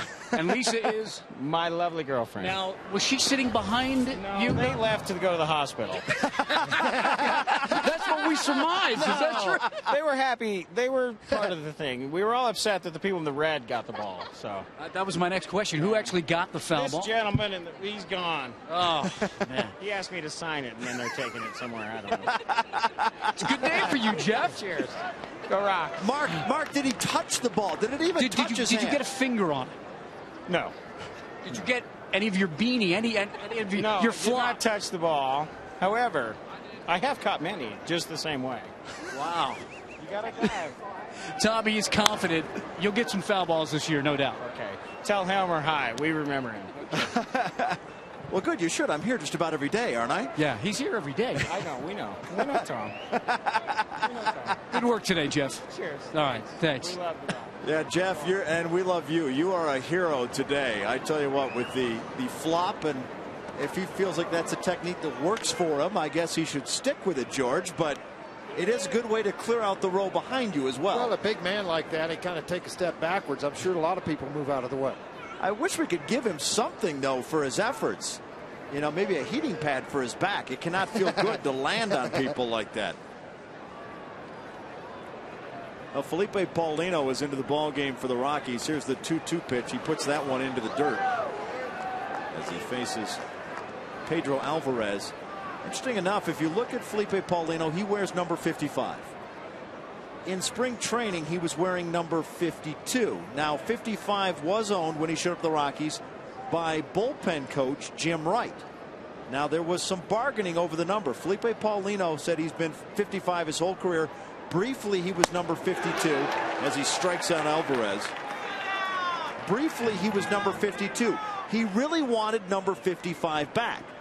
So he had to work with Jim Wright to work it out. He offered him donuts, maybe a free trip to Burger King. That didn't work. He did use Jorge De La Rosa as a moderator between the two to try and get the deal done. I asked Paulino today, how did it work out? He goes, De La Rosa was terrible at it. I had to do it myself. But he worked out a deal with Jim Wright, and there you see him, the bullpen coach, to get the number 55 and wear it. And Jim said, I'll give it to you, but as part of the deal, you have to guarantee that you will wear that number with pride for at least the next 7 seasons at this level. And wow. He said, good enough deal. So now I think Jim Wright wears number 51, actually. So Jim Wright didn't even end up with 52. Check the numbers. I think it's 52, but I'm going to check the numbers. All right, check it out. He's got the sweat jacket on today, and Jim, his feelings were hurt. Yeah, Reynolds is 51, so Jim must be 52. Yeah, he's 52. Jim Wright was hurt earlier when he was saying that he was. I talked to him as part of the negotiation process to see how things were going. Here's one grounded to third. Lopez with the throw to first for the second out of the inning, and he was hurt that I didn't remember what number Jim was wearing. I said, well, Jim, I'm always looking. I'm looking at your moneymaker, the face. I don't know, often look at the number. He goes, all right, well, that's a good enough excuse. But Jim Wright, a great guy. He's got some great stories, too. If you ever bump into Jim Wright, pull up a chair. You're going to hear some great stories. I was there, actually, the day he broke his arm throwing. In a B game in 1979 or 78. He was with Philadelphia playing against the Cardinals in a 10 o'clock morning game. And that's a fastball, and he broke the forearm. That's a spin-off into another good story because his agent was Jim Bunning. This one driven to right center. This one's going to drop in. And that'll be a single for Wood.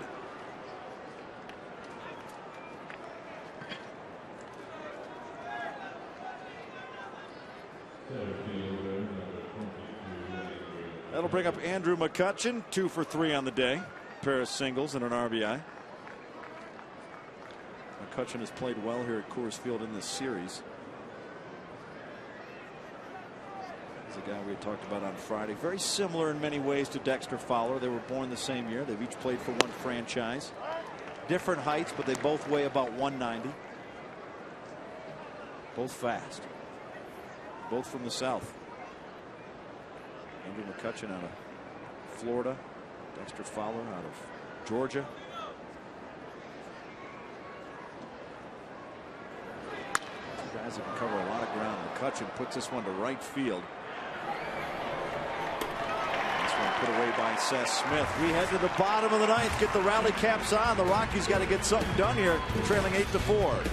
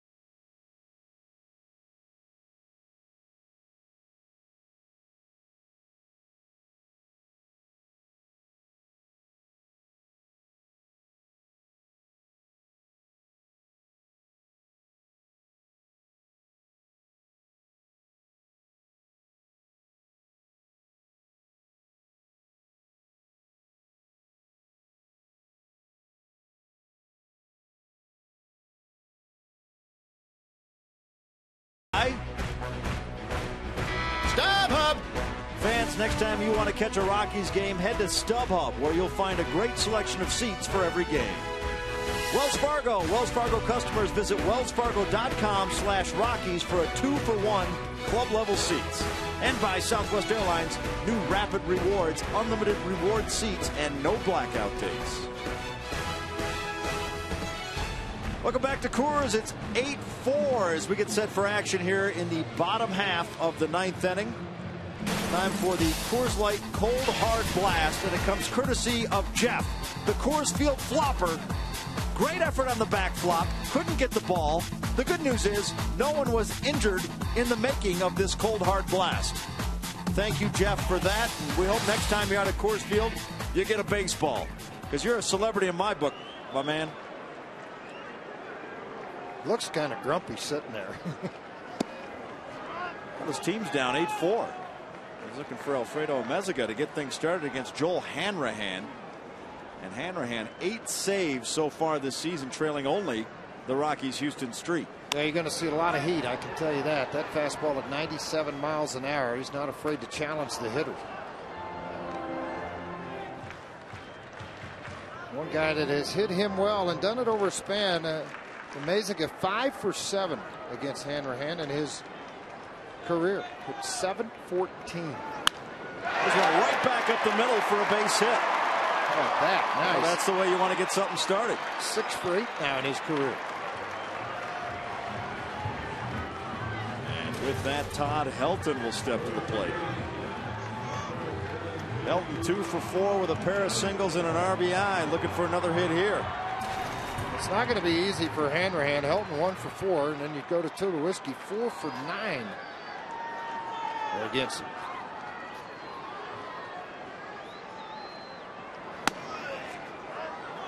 Takes that pitch for a strike.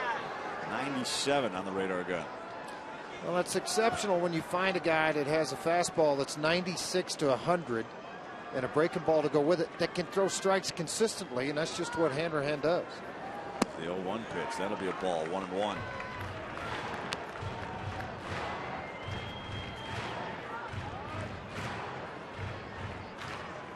Of course, due up after Helton is Tulowitzki. If they can get to him, Carlos Gonzalez. Here's the 1-1 pitch. Outside, ball 2. 99. Well, he can bring it, can he? He can rush it up there. There's no question about it. And typically a guy that throws strikes. If you watch pitchers that throw hard, they typically don't have to look at the board to see how hard it was thrown. 2-1 pitch fouled off. This one will make it to the seats.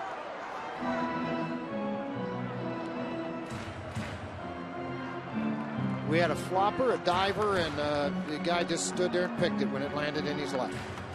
That's because the other guy just hit him right in the chest and bounced off. You got to look it all the way in. We've seen it all today here at the ballpark. Only thing left to see would be a Rockies rally. Daniel McCutcheon up in the bullpen for the Pirates, just in case. Here's the 2-2 pitch. This one fouled towards the third base side. It'll be caught by Alvarez for the first out here in the bottom of the ninth.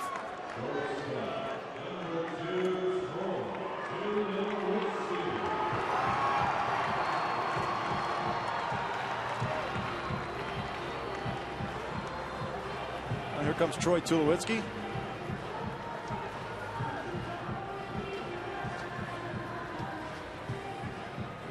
The Pirates playing much better road baseball this season. They won 4 road series last year. 4 road series all of last year. If they hold on today, this will be their 4th series win of the season. Tulowitzki follows that one back.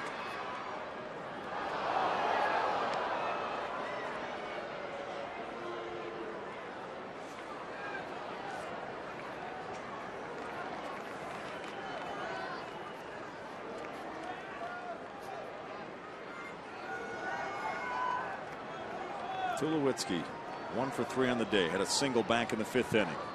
Walked in the 7th.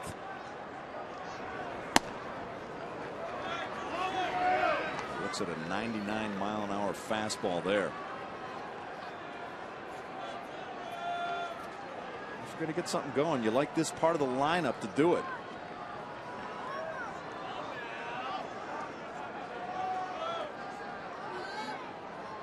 The 1-1 pitch. Swing and a miss. After seeing the heater, you're thinking to yourself, you got to crank a little early to catch to it. Then he throws you the nasty slider right on the block.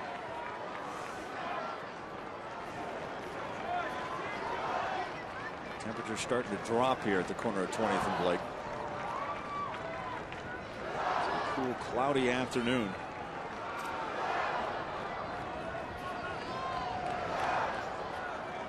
Again, taking his lead off at first. Here's the pitch to Tulowitzki, and he follows this one.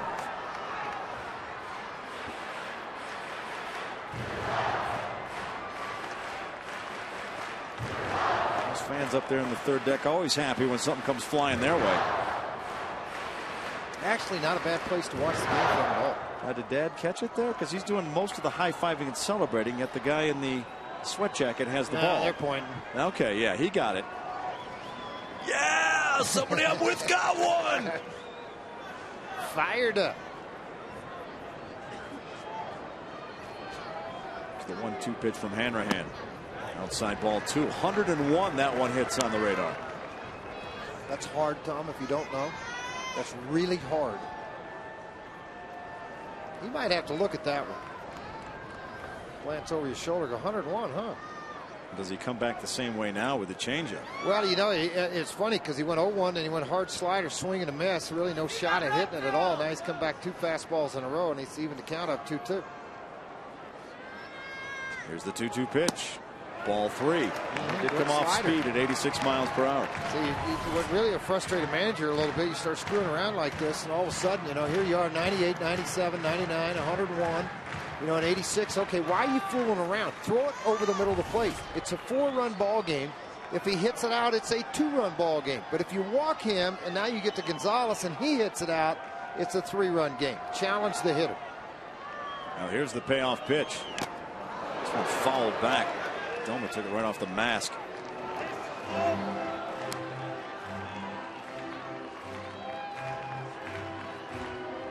Doma's got the eye black. You don't see that a ton anymore. No, most guys wear sunglasses. And also a little visor up on top of his mask, right up there on the top. That looks like the grease too. A lot of guys have the stickers now they put in there, but he's going old school. Oh yeah, that's a white. He's an old school kind of player.